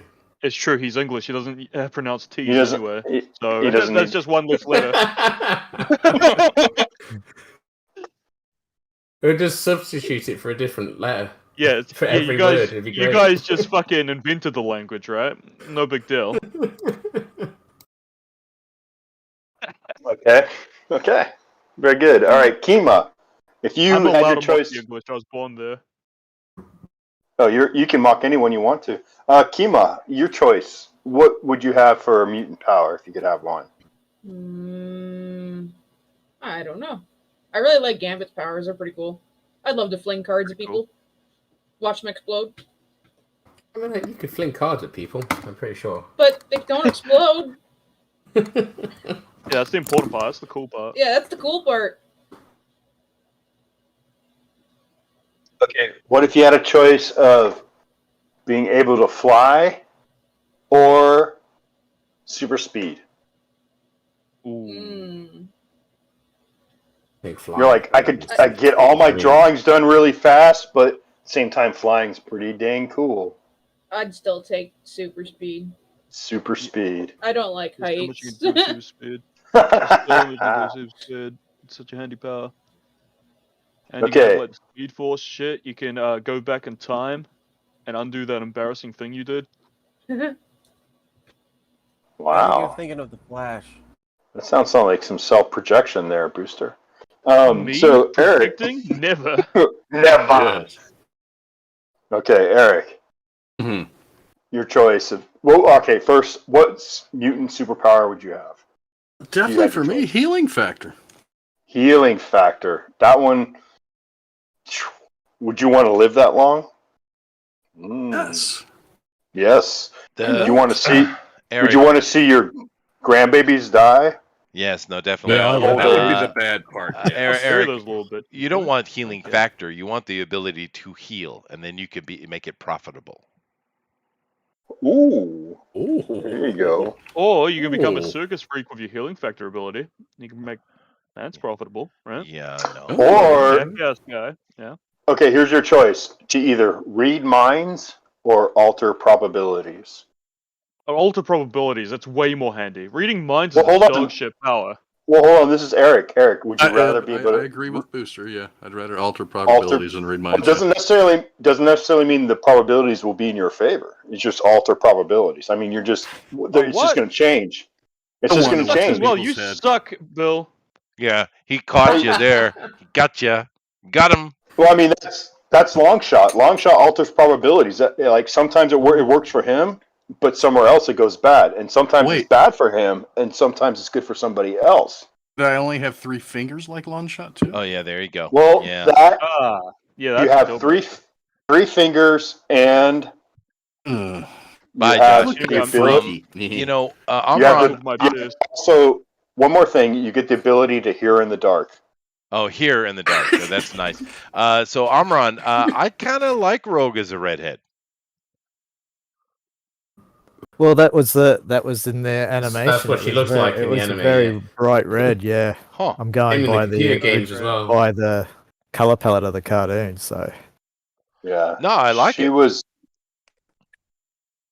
She was amber in the comics, but she's definitely a redhead in the media. But then, so hand over the who makes a better Rogue? Hold on a second, Bill. Hold on a second. Booster. Okay. What is a Wensleydale? No. Is this Wallace and Gromit? Is that cheese? Could it be? Definitely cheese. This is Wallace as Judge Dredd. It's perfect.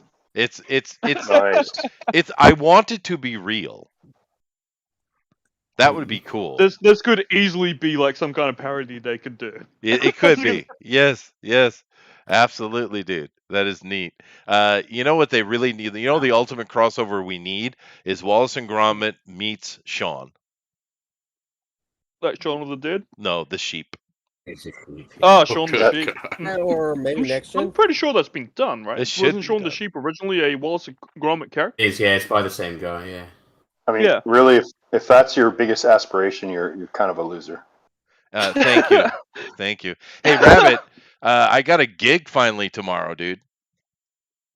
Oh, you beat me to it. I don't have one till beginning of November. Awesome. Yeah. Anywhere interesting? I'm doing a JVC.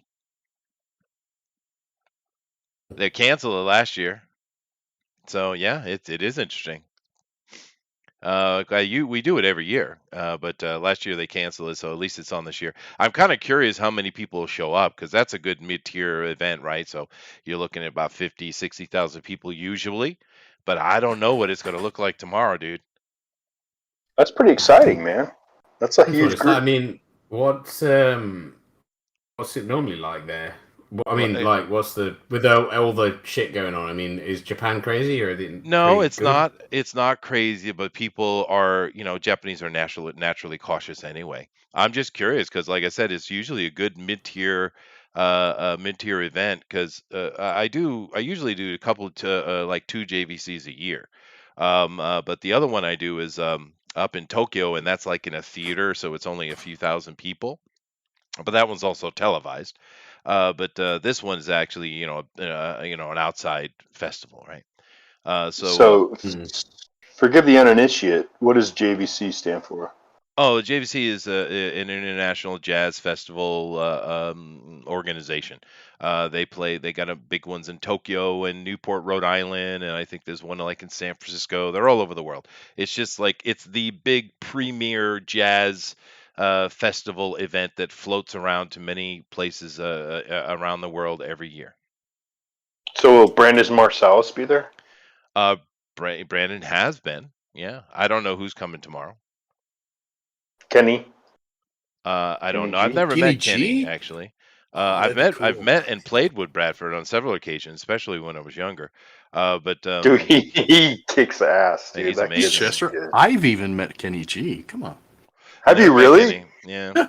Well, he's from Kansas, so He is really good. After a concert, he'll let everybody come up and talk to him and stuff. He's a great player. I mean, he found his niche, right? But he is a great player. There's no knocking on his talent, dude. No. I mean, it took him how long to build his niche? He school hard knocks right there, man. That guy. Yeah. It's not my style. I mean, when it comes to jazz, I prefer Thelonious Monk or even I like Nat King Cole. Yeah, no, the only person I know will be there because I saw it on the poster. Because I haven't looked at any of the brochures or anything like that. I don't do the booking for it. We have a booker, and the band leader is not myself anyway. I'm not Japanese, so I let Japanese handle it. But I did see the poster at like the convenience stores and stuff like that. And I know that Harry Connick Jr. is coming. Get out of here! So because he's on the poster, so. Well, you know what? He definitely has some swing. Oh, he's awesome. He does. He's great. Yeah. Yeah, I could be sarcastic, but really, he is a good talent. He's amazing. Yeah, no, I like his stuff. I like it pretty good. It'll be cool because I never met him before either, so that'll be neat. Okay, so I've asked everybody. Now it's your turn, Chester. Wow. So, and Booster. I haven't asked Booster. If you had one mutant power, what would it be? If I had a mutant power, what would it be? Yeah. Well, I would cure my depression. That's so sad. That's so sad.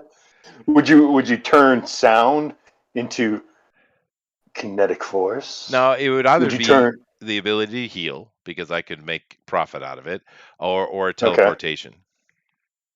Teleportation or heal. Okay. That's what I was gonna say. So now you get a choice. So if you had your choice between my brothers, even. No, well, yeah, you could say that if it between touching someone and changing their shape and their physiology, or being able to turn yourself into any animal, what would it be? Oh, I would definitely turn other people into things. Booster would be a newt immediately. Immediately, yes. Newt. You but would would newt I get him. better? I mean, so you would your entire choice would be able so you can newt him. Yeah, I got better. Yeah, it's true. Okay, it's true. All right, Booster, it's your turn. If you could have any mutant power, what would it be? Any mutant out of like all the mutant powers you could think of, whether it's like invent things like Forge, control the weather like Storm. Maybe I'm a basic bitch, but I really love the idea of super speed. That's just my favorite one. It just sounds handy. Super speed. Super speed? Yeah. Super speed. Super speed's pretty freaking cool. I mean, come on. Nobody could. Honestly, that is the most classic. That is the most classic superpower of. I can be like my hero, super Sonic the Hedgehog. Yeah, but see, the thing is, Booster, your ejaculations are already fast. I mean, Jesus. Huh? But imagine that I can reload. Well, then, I mean, that's true. That is fair. I mean, you want seconds, baby? You want seconds? Ow! Yeah, it makes no difference at that point, right? And some girls find it cute. What? No girl finds it cute, Amra. No girl finds it cute. They'll tell you that to spare your feelings, but no girl actually finds it cute. There's a meme I saw recently on. Yeah. Okay, no, so not a meme. Some artist, some female artist drew a comic on it. Now it's time for the choice. No. If you could either like have super shrinking powers like the Atom or Ant-Man, or be able to talk to any animal, which would you choose? I feel like animals wouldn't have interesting shit to say. Yeah, me too. I agree. Yeah. Because we always we highly what's the word? Anthropomorphize? Anthropomorphize? Yep. The way that animals talk, right? But if you could actually understand what they were saying, they'd probably just say things like food. Yeah. Play.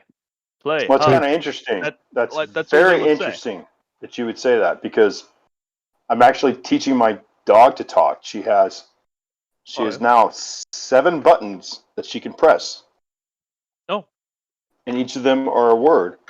Yeah, I bet her favorite one is the food one, huh? No, I didn't use that one. I didn't give her that one. That's clever. You don't want to use that one. No, she's going to use that one all the time. That's the only one they're pressing. No, we started with a rewarding one. We started with scratches. And then the next one was play. And then the next one was go outside. And then rut. And no, she's fixed, so no, that didn't go. You evil bastard! Yes, if you want to know my superpower, it is to neuter the entire planet. That was my joke. No one caught it though. Barker would be proud. Maybe it wasn't worth pitching. Maybe not. Do keep in mind, everybody, we hope you're drawing along as usual. We do love to take a look and see what you guys do. And today we've got the X-Men. My goodness, I mean, there's so much stuff you could do with that. Do keep in mind, go over to the Twitter and you put it on hashtag DNQFE. Once again, hashtag DNQFE. And we'll take a look at that at the end of the show. We do have ourselves about, what is that, 20, 30, 33 minutes left. So, yeah, could be interesting. See how it goes. We got some great things going on here. I love what Eric's doing. Everybody doing. I don't understand what JD is doing, but I never understand what JD is doing. I don't have the subjectiveness for you, JD. I do apologize. Although we haven't talked about Bojangles in a while. Are they still hot on your heels? Oh yeah, the alien gray mobsters want me dead. They do. Yeah. So this is understand that. That's not good.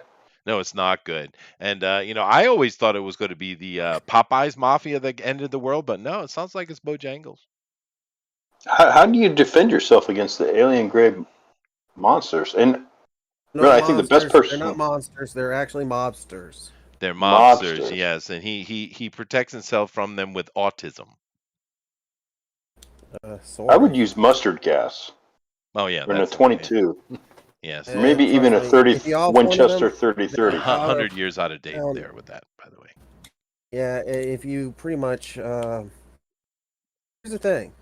You kill one of them, they go after you even more. Yeah, that's true. When you kill one of them, they go after you more because they're dead. No, I found that ancient technology works really well against the aliens. If you know what I mean. Yeah. Wink. I'm sorry, JD, were you speaking? Oh, yeah. I mean, do you know that the mob usually replaces they have cousins and family on other planets that would probably go out for revenge? Speaking of cousins. Yes. We're going to have the Jennifer Connelly night. We're not. That's really up to us, isn't it? No, definitely not. Well, Chester, next week is either Jennifer Connelly night or Kingdom Hearts night. Well, Kingdom Hearts is going to sound great. I'm looking forward to it. We've confirmed it! Kingdom Hearts night! When you walk away, you won't hear me say, oh, God. Zach sneaking oh, baby! Oh, Zach's I was back. just thinking the same thing. Thought he was too busy for us. We got 2 Banana Mike in as well down here, being all quiet and shit. All right. Zach, you have to answer 2 questions. No. Or I will actually kill your character. Oh my god. All right, fine. Okay, go ahead. All right. So, first question. Shaved or not? Chester, you are so dirty. All right, no. The first question is, if you had a mutant power, what would it be? Good lord, there's so many good ones and so many bad ones. Okay, well, your gut instinct is the wrong answer, so pick the next one. Yep. Definitely walk through walls, probably. Phasing? Interesting. Like phasing? Yeah, like Kitty Pryde? Yeah. Curvy one, yeah. Okay. I just feel like I run into everything. Constantly I'm running into things. So it'd be nice if I didn't. A clumsy boy. Booster, I'll be back in a second. Take over, please. So, next question is you have to choose between these 2 powers. First one is extendable legs. Oh. Or like Stiltman. Like Stiltman. Yeah, extendable legs. Or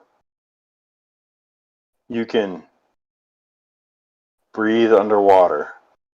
Extendable legs. I want to be just like the classic Daredevil villain. Now, you could breathe underwater. That doesn't mean you can, like, deal with the pressures of the ocean. It doesn't mean, like, the water won't poison you. I want big legs. Big legs! I can finally be tall! Isn't that just like basketball. a Hero Academia character? It'll be hilarious. My waist will be up to some babe's face. I'm like, "Hey, you doing, babe?" Yeah, I'm like 7 feet, no big deal. No, I mean, the only macadamia I know is a nut. Yeah, I almost said that, but I corrected myself. All right, Academia. My Hero Academia was It'd like that character with the engines in his legs. All right, Zach chose breathing underwater, which was the wrong answer, but that's okay. All right, so it is objectively the incorrect answer. It is objective, so no, actually, it's freeform. 2 Banana Mike. What's up? Oh, if you had your choice, of any mutant power, what would it be? To be a DC comic character. That is not wrong answer. Hey, wrong. No, it's okay. Yeah. Now, 2 Banana Mike, just real quick question: is your name in any way some kind of metaphoric reference to you having 2 peni? No. Damn it! Have you got a very large penis? I was going to call Ripley. No, such luck. It's just because I would always have 2 bananas with me with my coffee in the morning when I come into work, and I got nicknamed 2 Banana Mike, and it's stuck. Yeah, that's boring. Yeah. Sorry, make something else out. Yeah, you gotta. Yeah, make something else out. White lies are useful now, sir. I thought it had something to do with penises too. Yeah. I was in Vietnam, and I drew my pistols. That's not my except thing. they were both bananas. And But the I won Vietnamese laughed anyway. at me. And so I shoved them down their throats. Okay, so the other question 2 is, Banana Mike ever since. you can only have one eye, but you can see the future. You are drunk. Or,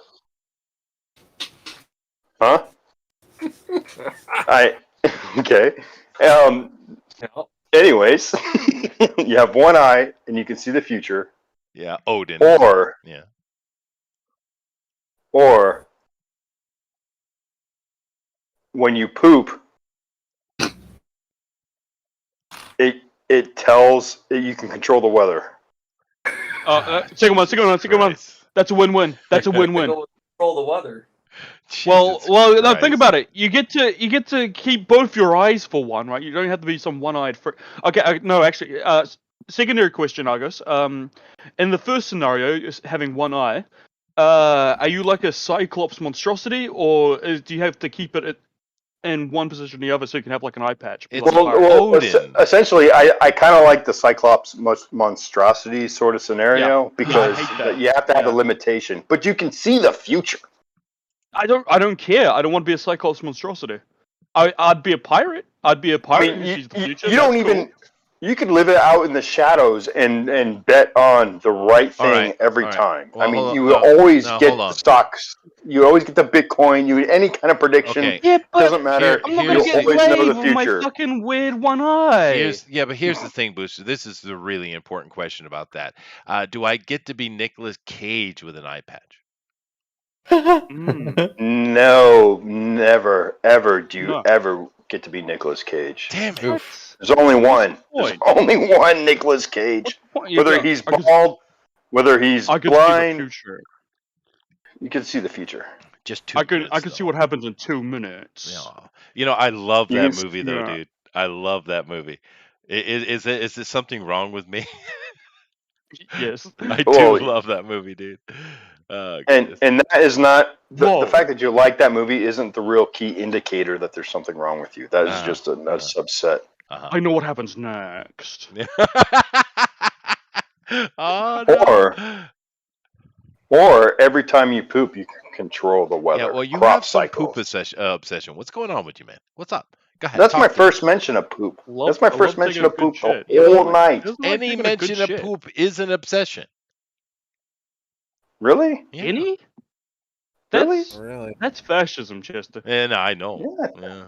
I think that's a little. You can't just make statements like that. That's fascism. Jeff Potts says the ability to draw NFTs quickly. Well, some people are making money off them. Sounds like old Mikey there is doing pretty well, and I think our boy Zach here is making some money on NFTs, aren't you? Booster, are we making money? Are we making money? Are we making money, baby? Well, here's the thing: Two Banana Mike has never answered the question. And he's the smart one. Going to Madams and Monsters. The weather. I'd like to control the weather. Who wouldn't want that? See the future? Yeah, okay, fine. But that, then nothing's interesting anymore. That is a great perspective. That is honestly a good perspective. Nothing surprises you when you can control the future. You don't want to be disappointed. You don't know all the hardships. You don't want to know all the joys. You want them to happen as they happen. No, but if you can control the weather, no, your perspective. If you can control the weather, no. Oh my goodness. No, Bill, your perspective is wrong. If you can see the future, then you can be there ahead of time to enjoy it. No, it's over. No, it's over. Yeah. Especially when you find out you're going to die from cancer in 2 weeks. That sucks. But if you can control the weather for 2 weeks and never know you're going to die, wow, how much fun would that be? Ride the lightning, I say. Ride the lightning. Goodness gracious. Okay. And what happens if you become constipated? Well, there is a definite problem, but there's a simple solution. It's called Chocolax. Oh, Chocolax. Brendan Zella is here, and he says Duckton April is killing it in NFTs. It sounds like a lot of guys are. I don't understand why it's called NFTs. Why don't we just call it commissions? Because that's what it is. I don't understand. It's actually called non-fungible token. Yeah, well, yeah, but they're simply selling commissions for fake money. We're not. Oh gosh. Let's just play with language as much as we can in order to determine something new. Zach is going to explain something to me. Go ahead. Yeah, go ahead. Oh, it's not fake money. I'm ready to learn, dude. Teach me. Okay. And if you think about an NFT, basically what that is it's a, how if you were to go to a gallery and you were to buy a piece of art, but then you get a letter of authenticity that proves that art is that art and that's like the original thing, and that you own it. Yes. That's what the NFT does. Is it creates a non-fungible token that it puts on the blockchain that deems who owns that piece of art. So it's a receipt. And that's what it does. Do you get that piece of art? It's a claim of ownership, and that's what it is. Do you like tangibly hold that piece of art? For the digital stuff, like you could print it out, I guess, if you wanted to. Okay, yeah. No, that's actually really advanced and something I've been thinking about, because you can reproduce art like crazy nowadays. So how do you kind of like adoptable? Yeah, no, hold on now. So, hold on a second. I'm still learning, Bill. So, all right, let me understand, Zach. You draw a picture, your own original picture. You can't do other people's stuff. It has to be your stuff, right? So you draw a picture, you sell it, right? Yeah. That person now has it digitally, I guess. Mm-hmm. And how is that not a commission? Because most of this isn't like a person commissioning the art. It's most of it is just they're buying art like an art gallery. So it's a sale. Oh, okay. Yeah. I still don't understand the NFT part of it, though. So you're buying digital artwork. Yeah, but it's not just that though. It's like this digital art is becoming a way to basically like stake your Ethereum and your cryptocurrencies and invest in more cryptocurrencies, but actually hold something tangible other than just having a coin that that gains value over time, especially if these collections, like, let's just talk about the biggest one called CryptoPunks. It's a 10,000 randomly generated pixely faces, and at first it wasn't a big deal, but those people that bought it at the beginning bought a bunch, and it drew a bunch of people in, and they all bought a bunch, and now the cheapest one you could buy, I was showing Booster the other day, the cheapest one is for $7 million. Yeah, but here's the thing. Your art is great and all, But and I hope you find the most amazing success in your life, but it's not guaranteed, right? No. So we Especially don't since you ditched know that your D&D. art will increase in value. Well, no, it's that's not the point of it. You're missing a part of like this thing that people are seeing. People are seeing this as another way to okay. So a lot of people right now have a lot of like these tokens, these Ethereum, but they have nothing to spend it on. NFTs gives them something to spend it on and invest in, and that's going to change drastically when like Amazon or an actual place starts being able to allow you to access your crypto and actually use it to purchase. But right now, the only thing that's really lending you is this NFT market. So it's giving all these people that have all these tokens that don't have anything to do with them other than to trade them for money and back and forth. It's giving them something to do. But what they're purchasing is essentially a stakeholder. So it is a second wave market of stakeholders that will be eventually relinquished when it becomes actual currency. So that means when you sell it now, an NFT, you can peak in this industry, but once it becomes an actual currency, your value go up or your value drop. I'm assuming that the NFT value will go up. Your value will go up because you're grandfathered in. Yeah, but here's right? the question. Here's my question. I still don't understand. What does the art have to do with it? It really doesn't have anything to do with it. I'm sorry. It really has nothing to do with it. It could be widgets. It could be boners. It could be terrain by a D&D sculptor. It doesn't matter what it is. Is what you have is a bunch of people with a burning in their pocket and nothing to spend it on, and so now there's avarice for certain niches, and they'll expend their lucrative gains on those niches, and those people who produce those niches will get a cash fall windfall. All right, yeah, I get the prospective aspect of it, but let me ask another question, Zach, real quick. So therefore, if someone gives you a Bitcoin, non-fungible token of some kind, to buy to get your art, therefore you actually don't have any money from them at all. Well, they give me Bitcoin that I can throw into my exchange and exchange it for money. So you can exchange it for money. Oh, okay. Yeah. Okay. So they're paying you out for basically for vapors. Yeah. Because you're giving them an authenticated digital copy. Why would they do that though? What benefit do they get from it? Okay, so the best way to think about the benefit they get from it is that these NFTs, this is like early, like this is still really super early. We're talking like when, comic books, really, really, really old comic books, how much they're worth now today. Yes. And those collectors sort of things, that's what NFTs are doing right now, is that they're becoming these collectors items. And you think of them like action figures and comic books. Right now, that's essentially what they are. They're the early adopters. But they're giving it away to you, though. Absolutely, they are. And the biggest value of those things is when they can resell them. They can go onto the market and resell those NFTs for an they can rack up the price on them. But they don't have an NFT. They just gave you the NFT. No. A piece of art.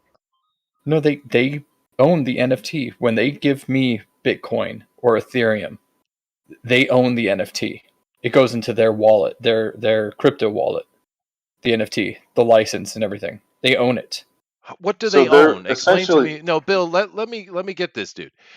What do they own, Zach? They own the data. No, that's you could say it's JPEG, but it's more than that. They own that PNG, idiot.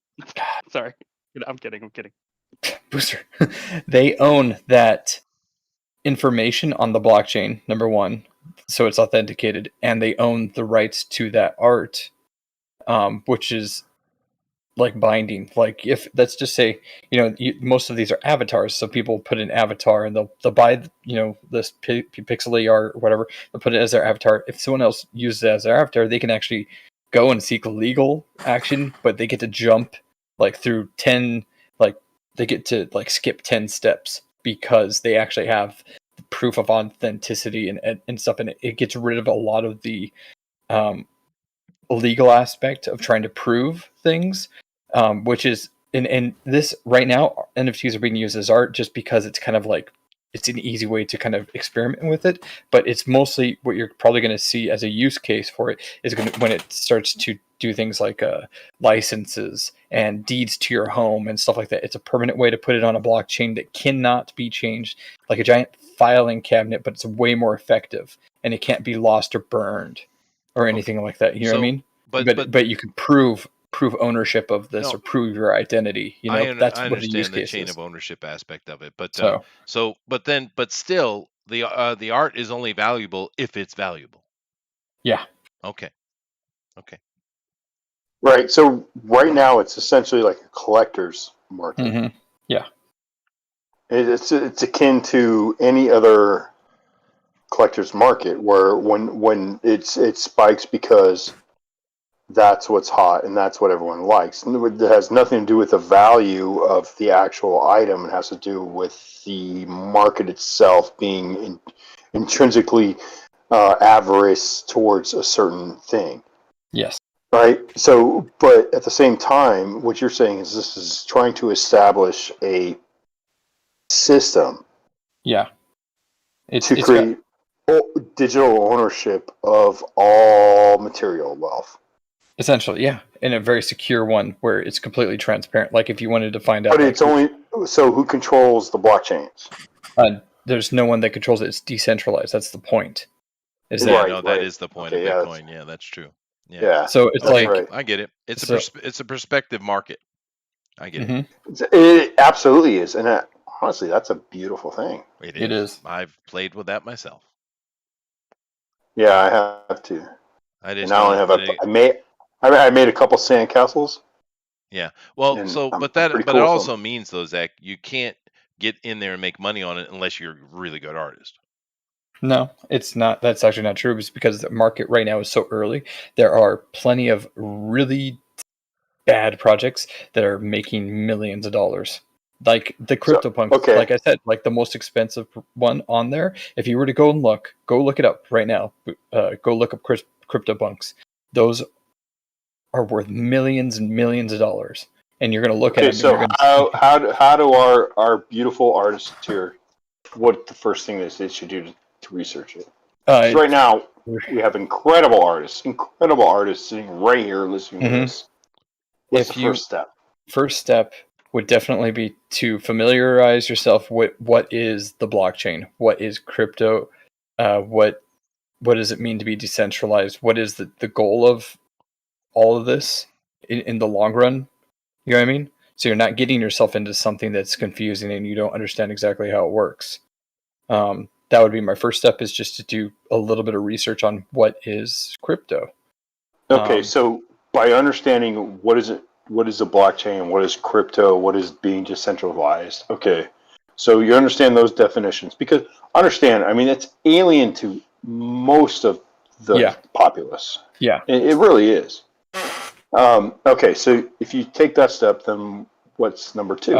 Number two is to, if you're doing NFTs, research the coins that support NFTs, which right now is Ethereum. And each one of these is its own blockchain. So if you know what a blockchain is, then you understand what I mean by that. But right, because that's step one, right? Yeah. So there's the Ethereum blockchain, which most use. There's the Polygon blockchain, and just like 2 weeks ago, the Solana blockchain opened, and those are 3 different coins you can use to then mint NFTs onto their blockchains. From there, I would. How does someone present their artwork? How does someone go to market? You need to bring a niche. I mean, does that interrupt with you? Yeah, I mean, I'm sorry, I didn't mean to interrupt. No, you're fine.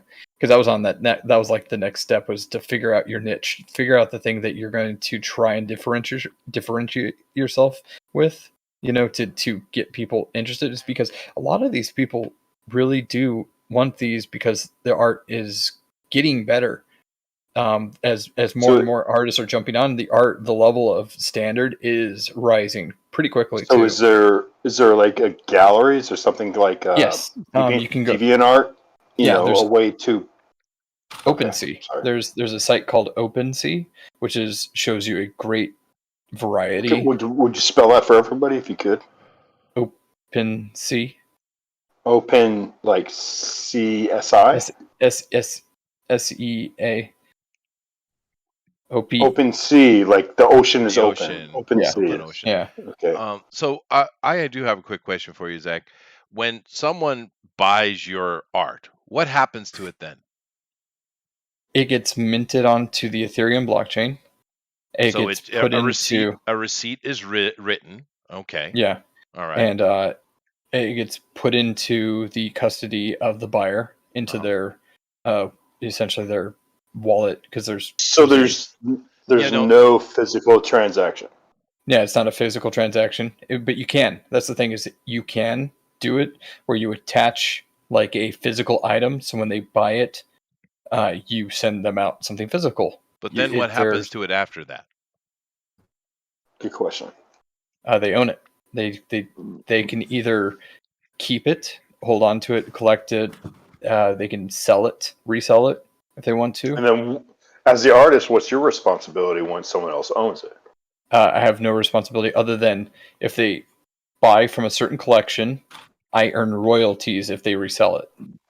Can you alter that art? Can you reproduce that art? Can you do anything with that art? No, I can't do anything without the permission of the. So there is a binding contract after during because of that with that transaction. Okay. Yeah.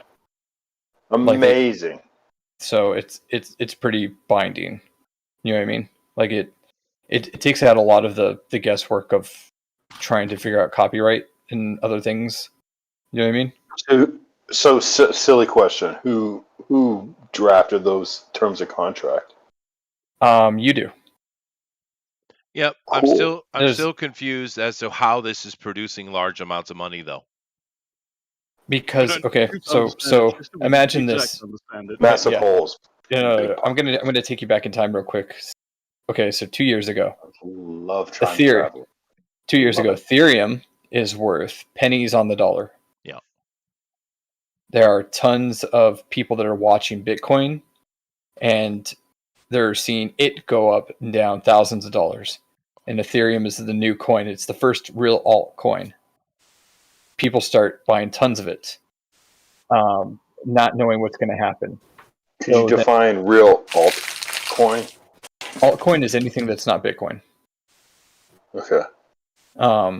So it's like the first altcoin, and people start buying it because they're like, oh, well, if Bitcoin went sky high, well, this one will too. And especially since it's basically, if you had to think of Bitcoin as digital gold, as far as like it's a store of value, but it's not great as actually a use case.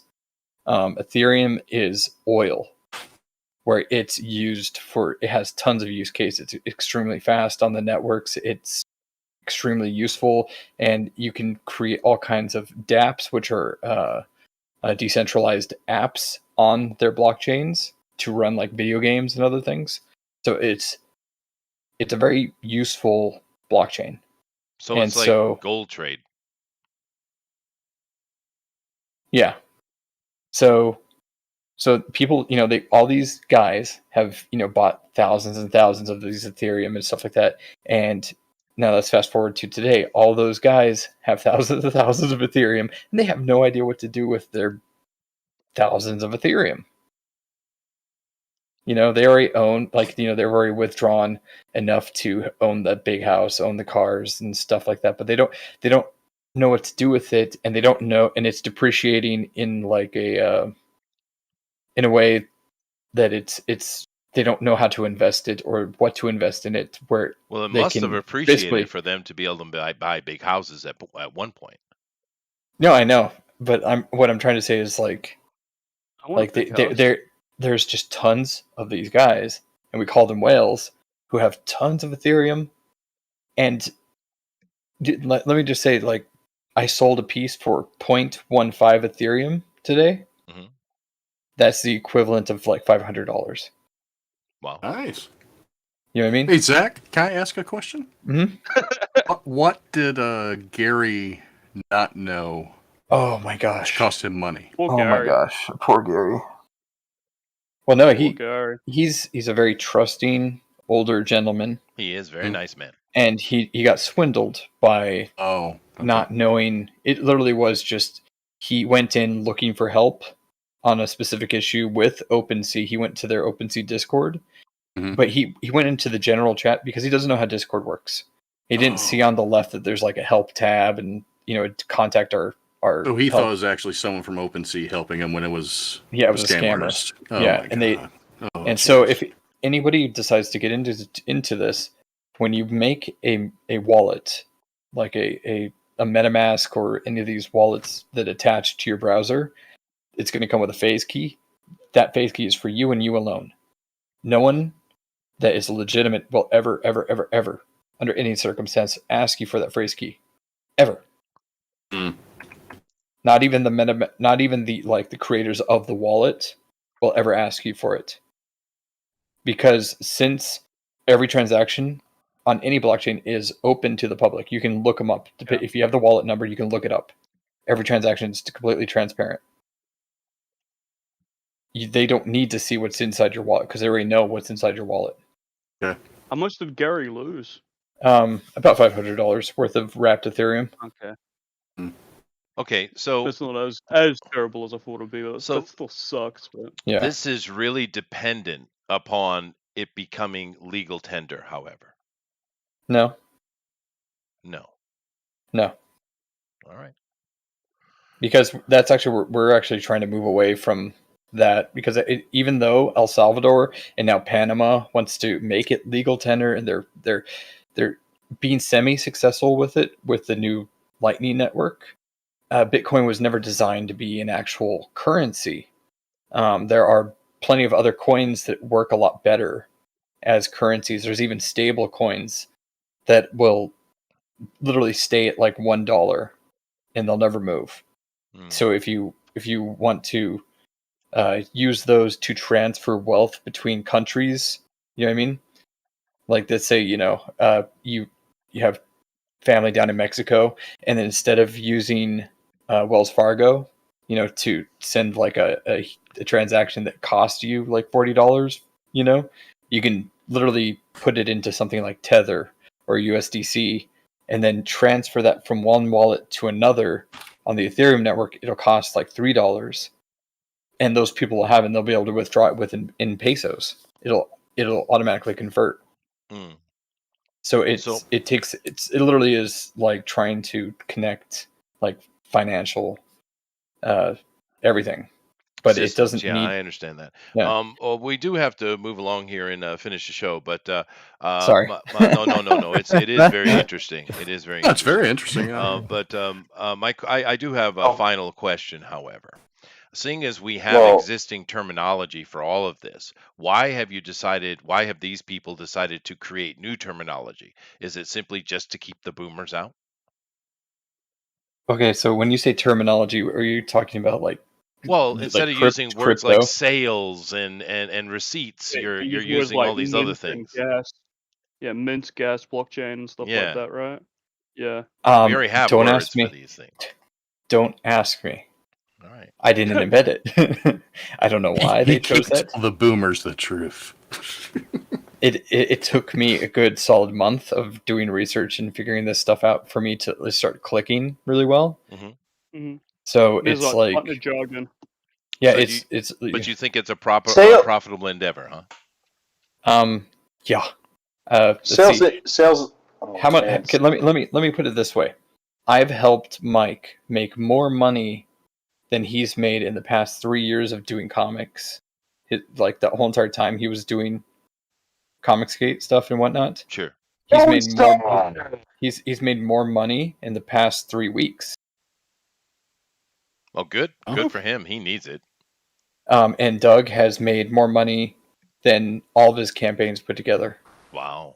In the past 3 weeks. No, because his first Earthworm nearly hit 1 million. Okay, then it hit 1 million, but he didn't make. He's freaking close though, because he made, I think he made $200,000 yesterday. Jesus. Oof. Fuck me, dude! I want to cover worth that. Of sales and royalties. Zach, you need to make that money so I can get my cut. Hey, dude, your cut's actually pretty big already. Yeah, but see, Mike and Doug, however, have a sellable IP, right? Well, no, Doug does. Doug most certainly does, but Mike as well. He is he was a DC artist. He's definitely connected to Injustice. Yeah, but he can't sell any of those DC characters. No, but he has can't a do name. DC. He has a name. He has an audience. Yeah, recognition. Well, to be honest, he went into this really vulnerable and not without his audience, and the only reason why he has an audience now is really because of the BitBoy community that he's been working for and with for the past 3 months. That's why there's a real big difference between Mike Miller and Doug TenNapel. It's light years. Yeah, they're two different industries really when you look at it. Right. Yeah. So, but wow, Zach, thank you so much for spending the time to talk to us about it. I mean, it's thank you for and really to talk to all these artists who are listening as well as the chat when this is something that is current and it's actually really up everybody's alley because everyone here is a independent thinker and we want to be challenged by our own exploration in life. Yeah, there's some killer artists. Hey, how about we sell the Discord server? Yeah, we are. Yeah, let's why do don't that. you? Yeah. Why don't we do that? We have a Discord server for me and Zachary for our Madams and Monsters. I keep saying ours. It's Zach's. It's Zach's, man. I just handle the Discord.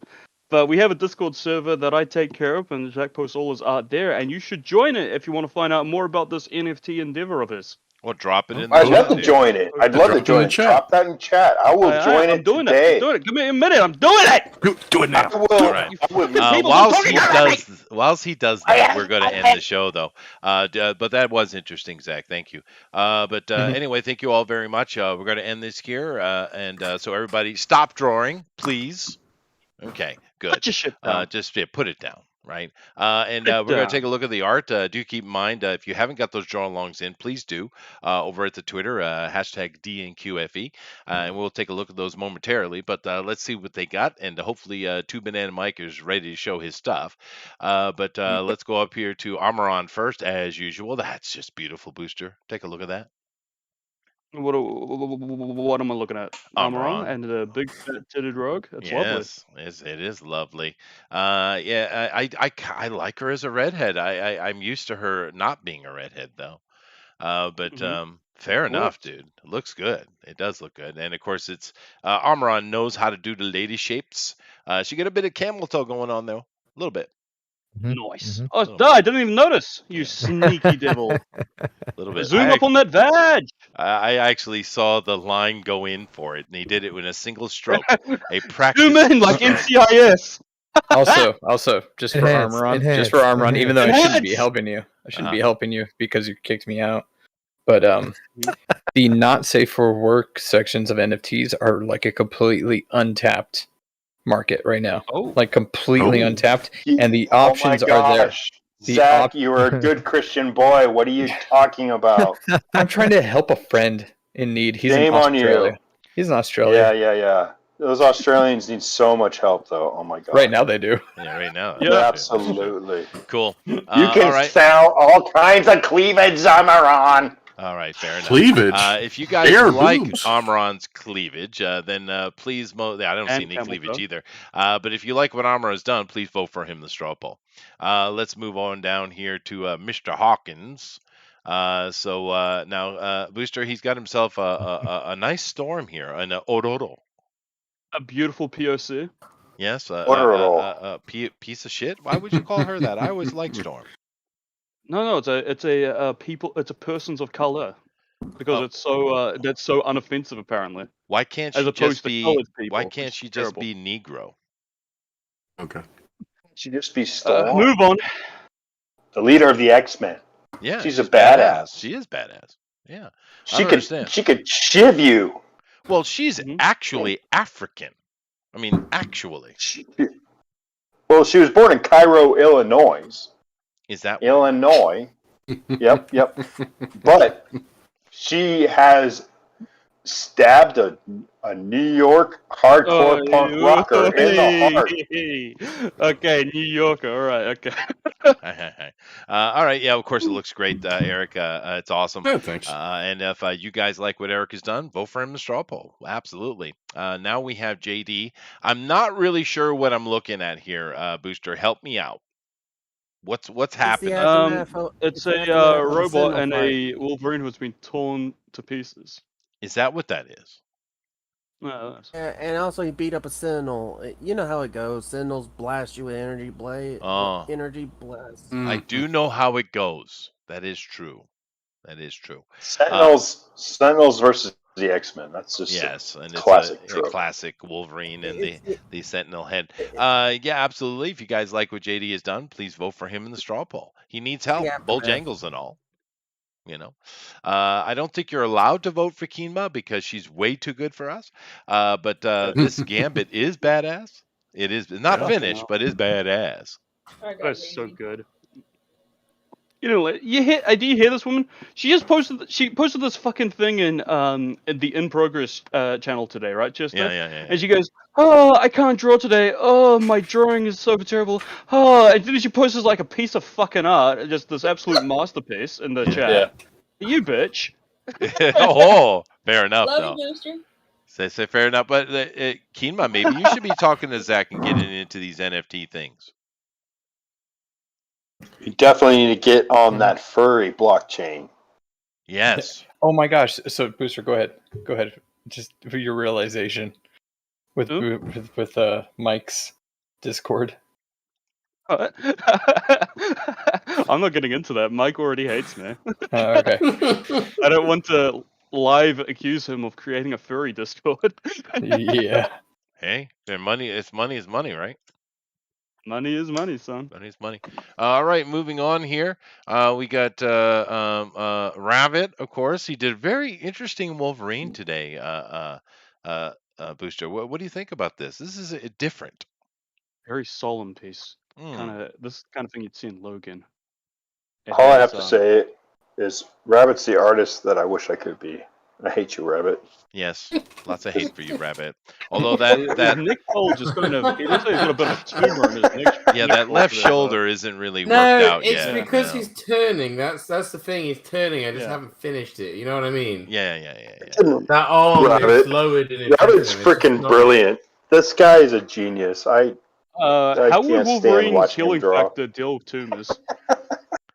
That's fair. He would be Deadpool then. Yeah. See what I did there? Yeah. I saw what you did. You don't get pats on the back, Chester. I deserve at least one little pat. Well, in your mind, you probably do. Elrod thinks you should be voting for JD, and I don't know why Elrod's not in here because Elrod is awesome. But Elrod just likes to heckle nowadays. He's just a heckler. I've noticed that. Yeah, he's just a heckler.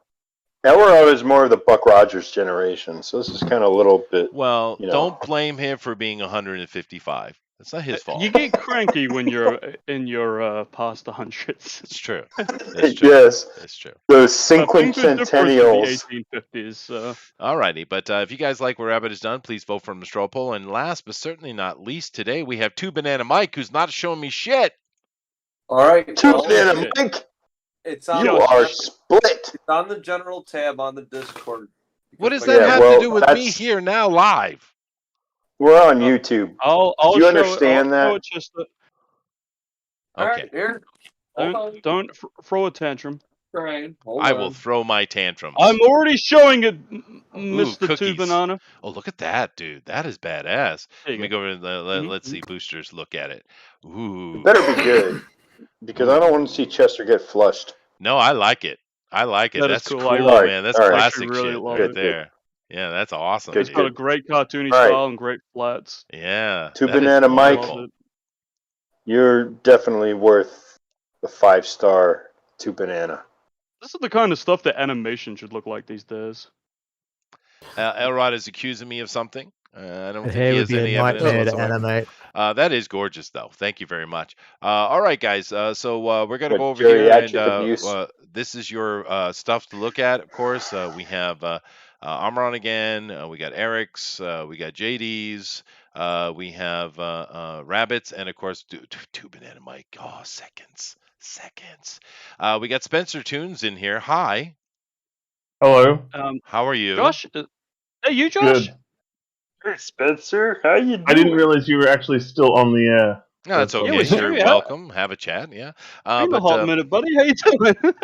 Yes. Hello, Spencer. We haven't been excommunicated from YouTube yet, but thank you for joining us.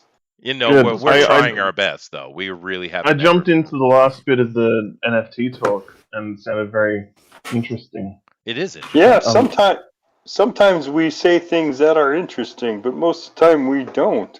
And I'm too much of a boomer to figure it out. I've been trying to look up how do I sell NFTs for Do I drop the voting now? What are we doing? Well, let's do that. Yeah, let's do that first. The best thing to do is go to an Asian bathhouse and ask for a happy NFT ending. Can you deal with him, please, Booster? Please deal with him. So I wanted to ask Zach, since he's the expert, how do you stop someone from taking your artwork and selling it? Oh wow, yeah, that's crazy. Number one, you have to witness it, and once you witness it, if it's an NFT and you own it or you know the owner, you could literally report it, and it literally is I think there's a few places where you can report it and then show the NFT tag, showing that you own it, and then they get sent assistant cease and desist. Yeah. And literally though it skips the lawyers and judges and stuff and just goes straight into prosecution. Does the blockchain help you track it? Because yes. Yes. Okay, cool. I was going to say there's billions of files. Yeah, hold on a second now. Now Booster has dropped the straw poll, so please go over there and take a look at it and make your vote, so we can have someone to send to Mike, Mighty Mike, who's making hundreds of thousands of dollars daily, which is awesome. So please do that. Hopefully he won't forget us little people. He already has. What am I talking about? But beyond that, Booster is going to go over to the hashtag DNQFE on the Twitter, and we're going to take a look at the draw along. Are you ready, Booster? Are you up to speed? I am for the most part. Give us a good minute, will you? Yes. Give us a minute. I didn't want to make any accusations like Mike would call you retarded, but I wouldn't do that. I wouldn't use such a vile word. You'd never use the word retarded. No. You just call me special needs or handy capable. That's right. Well, in Spanish it's called lelo. Yeah, fair enough. Fair enough. Go ahead, Booster. You're in charge. Esto lelo, man. Hey, why you call me retarded? Hey, Blue Moon. Lelo, look at the pictures, Lelo. That's the worst fucking joke. All right, here's Blue Moon Cartoons Wolverine. That's awesome. Look at this fucking thing. It's awesome. Yeah. I love this so much. And these oversized fucking claws. You got the oversized cigarette. Big fucking top heavy than these teeny tiny licks. Yeah, I know. That would be called a cigar, by the way. Just so you know. What did I call it? Did I say cigarette? Yes. You didn't even say cigarello. I mean, I was really disappointed. What's awesome about him is look at Cyclops. That's cool. He's not only a good artist. He's a comedic genius. That's cool. Yeah, it is good. Yeah, I love it. It is good. He's just shaking his fist. And he's showing a picture of Cyclops, who is the best X-Men ever. No, that's not true at all. Yes, it is. No, it's not true. Yeah. I love your stuff, Blue Moon. Please. Do I have to mute you, Bill? I don't want to have to mute you, bud. No, definitely no leg day, Junkyard Done. No leg. Oh, look at that.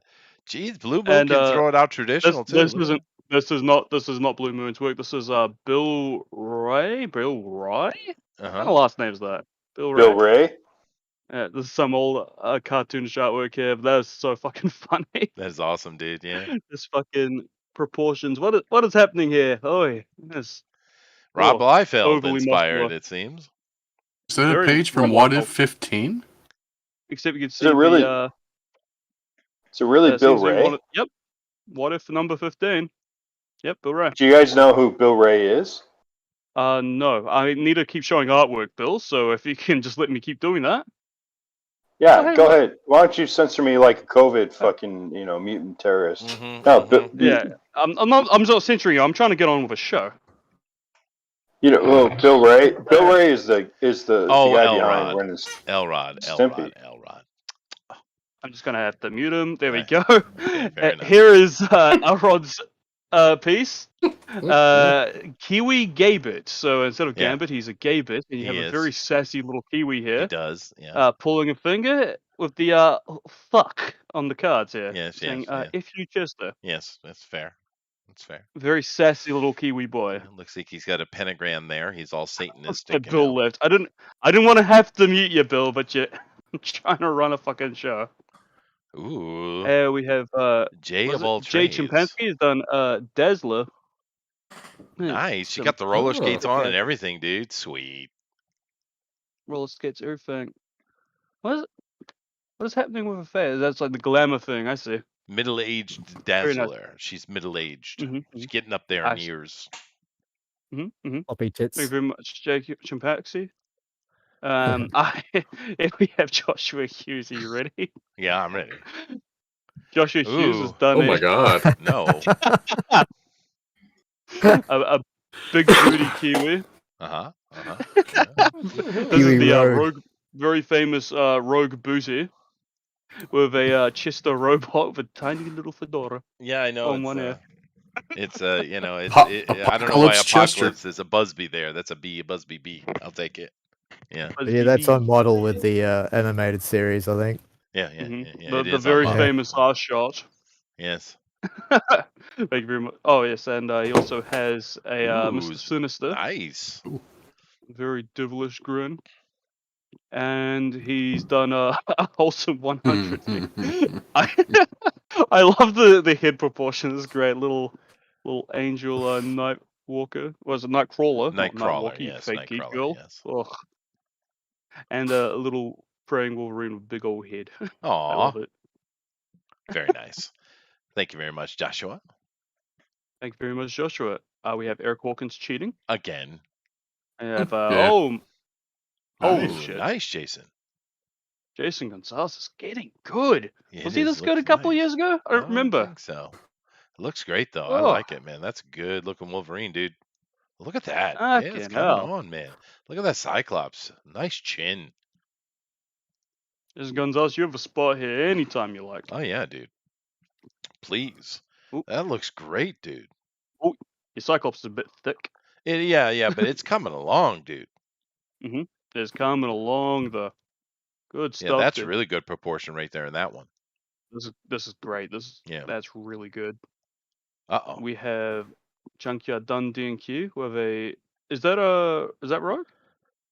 It's Jean Grey, but it looks like someone's got her in a full Nelson. Yeah, she had her hair up in it. She didn't have her hair out. It was always up in the head mask, or what do you want to call it? I don't know what they call it. I have a lot of trouble telling the X-Girls apart from the 90s show because they all have this tiny little liver jacket, Jubilee, Hero and that's Rogue. true. Yeah. But he says, got to squeeze in a quickie during the NFT education. That's fair. I'm pretty sure that's not a jacket. Those are arms. He was that's a someone behind her.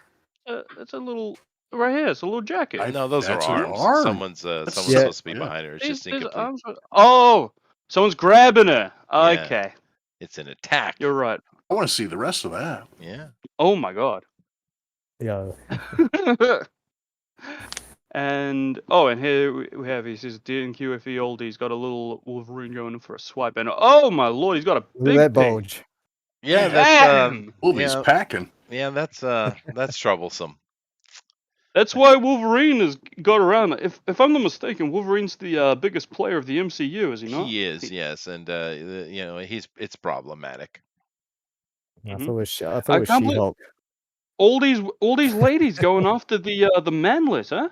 Was the man meat? Yeah. Well, when you walk with a limp, they kind of like it. So there you have it. Go. These are our submissions for today. A lot today. Thank really you cool. all very much. It's awesome. Yeah. But I knew the X-Men would pull it out. I think this one's winning. To be honest, I think that one's really good, Chester. What the cheese one? Yeah. Yeah, it's pretty good. It is.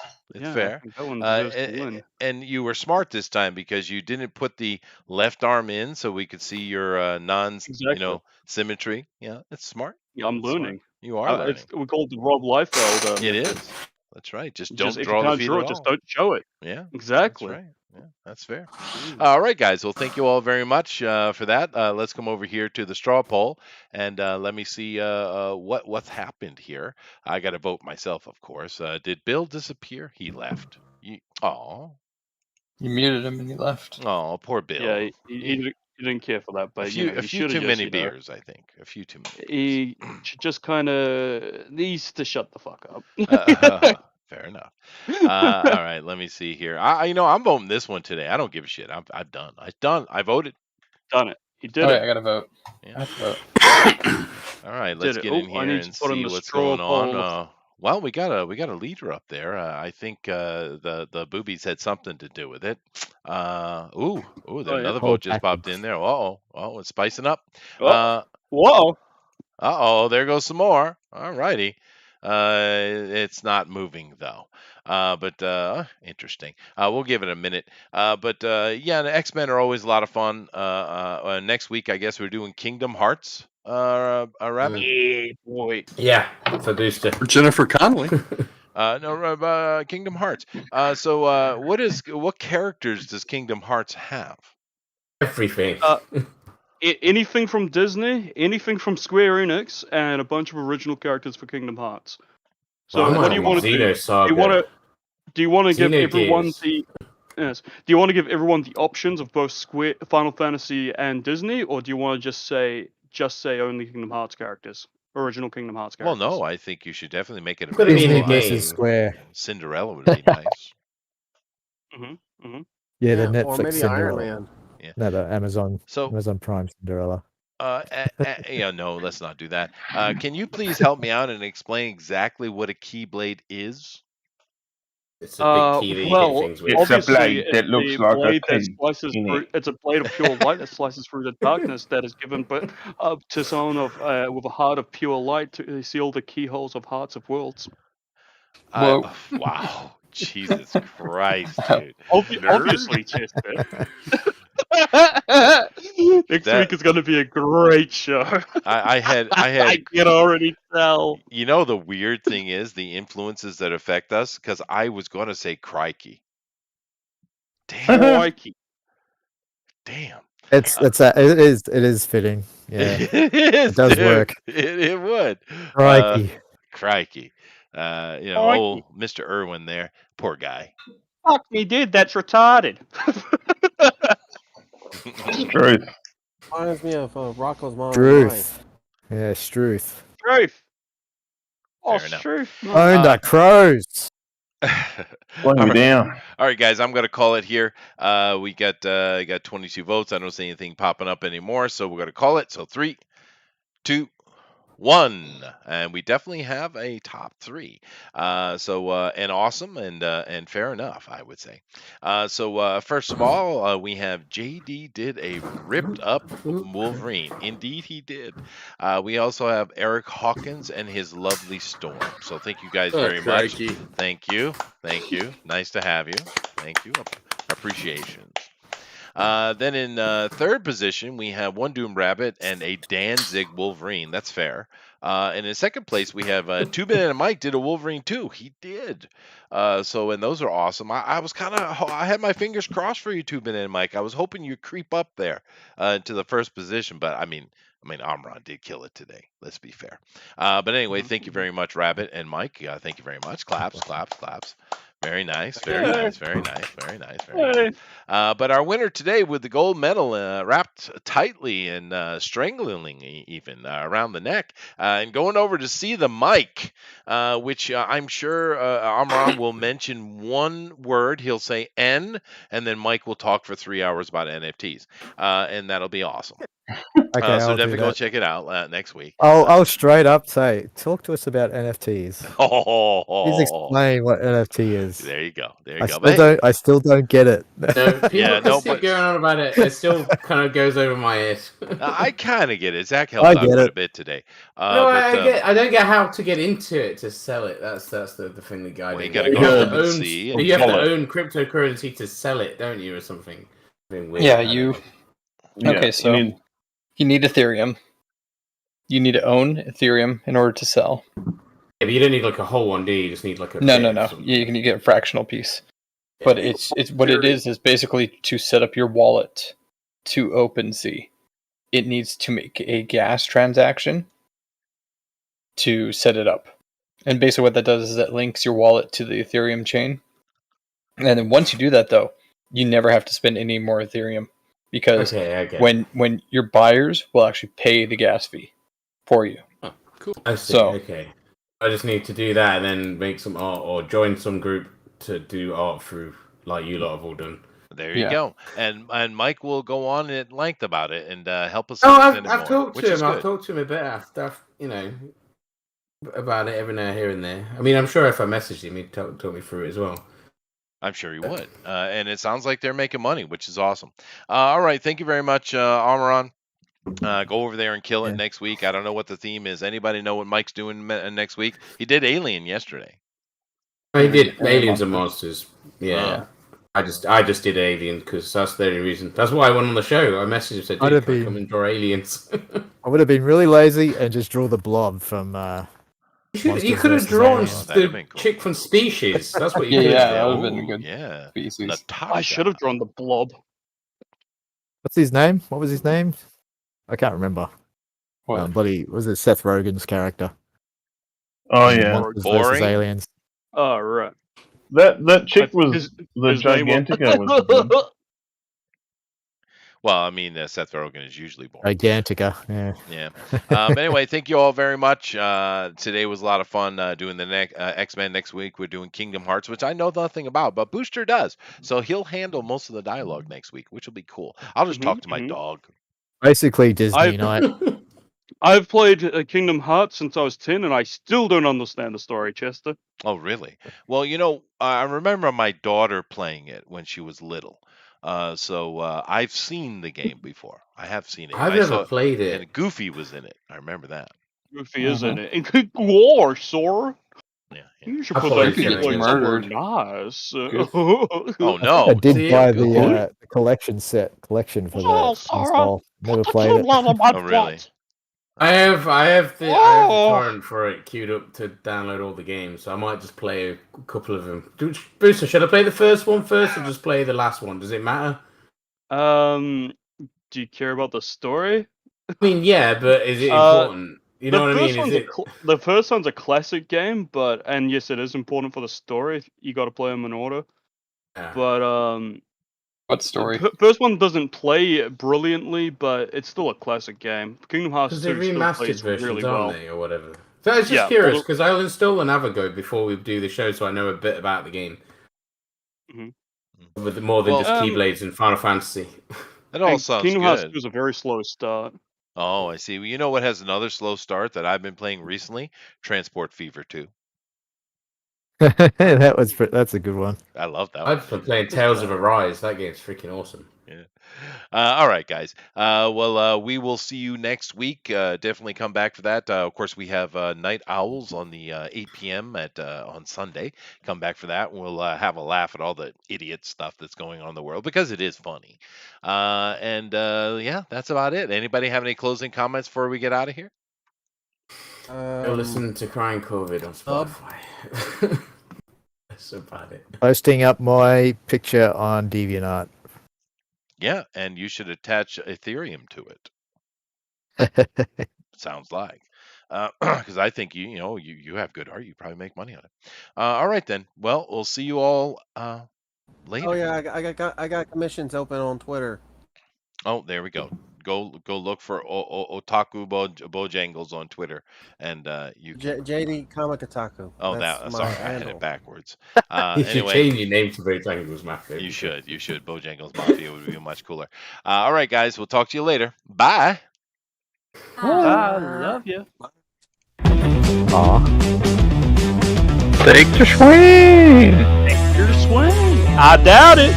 I doubt it. I doubt it. Take your It's on the air.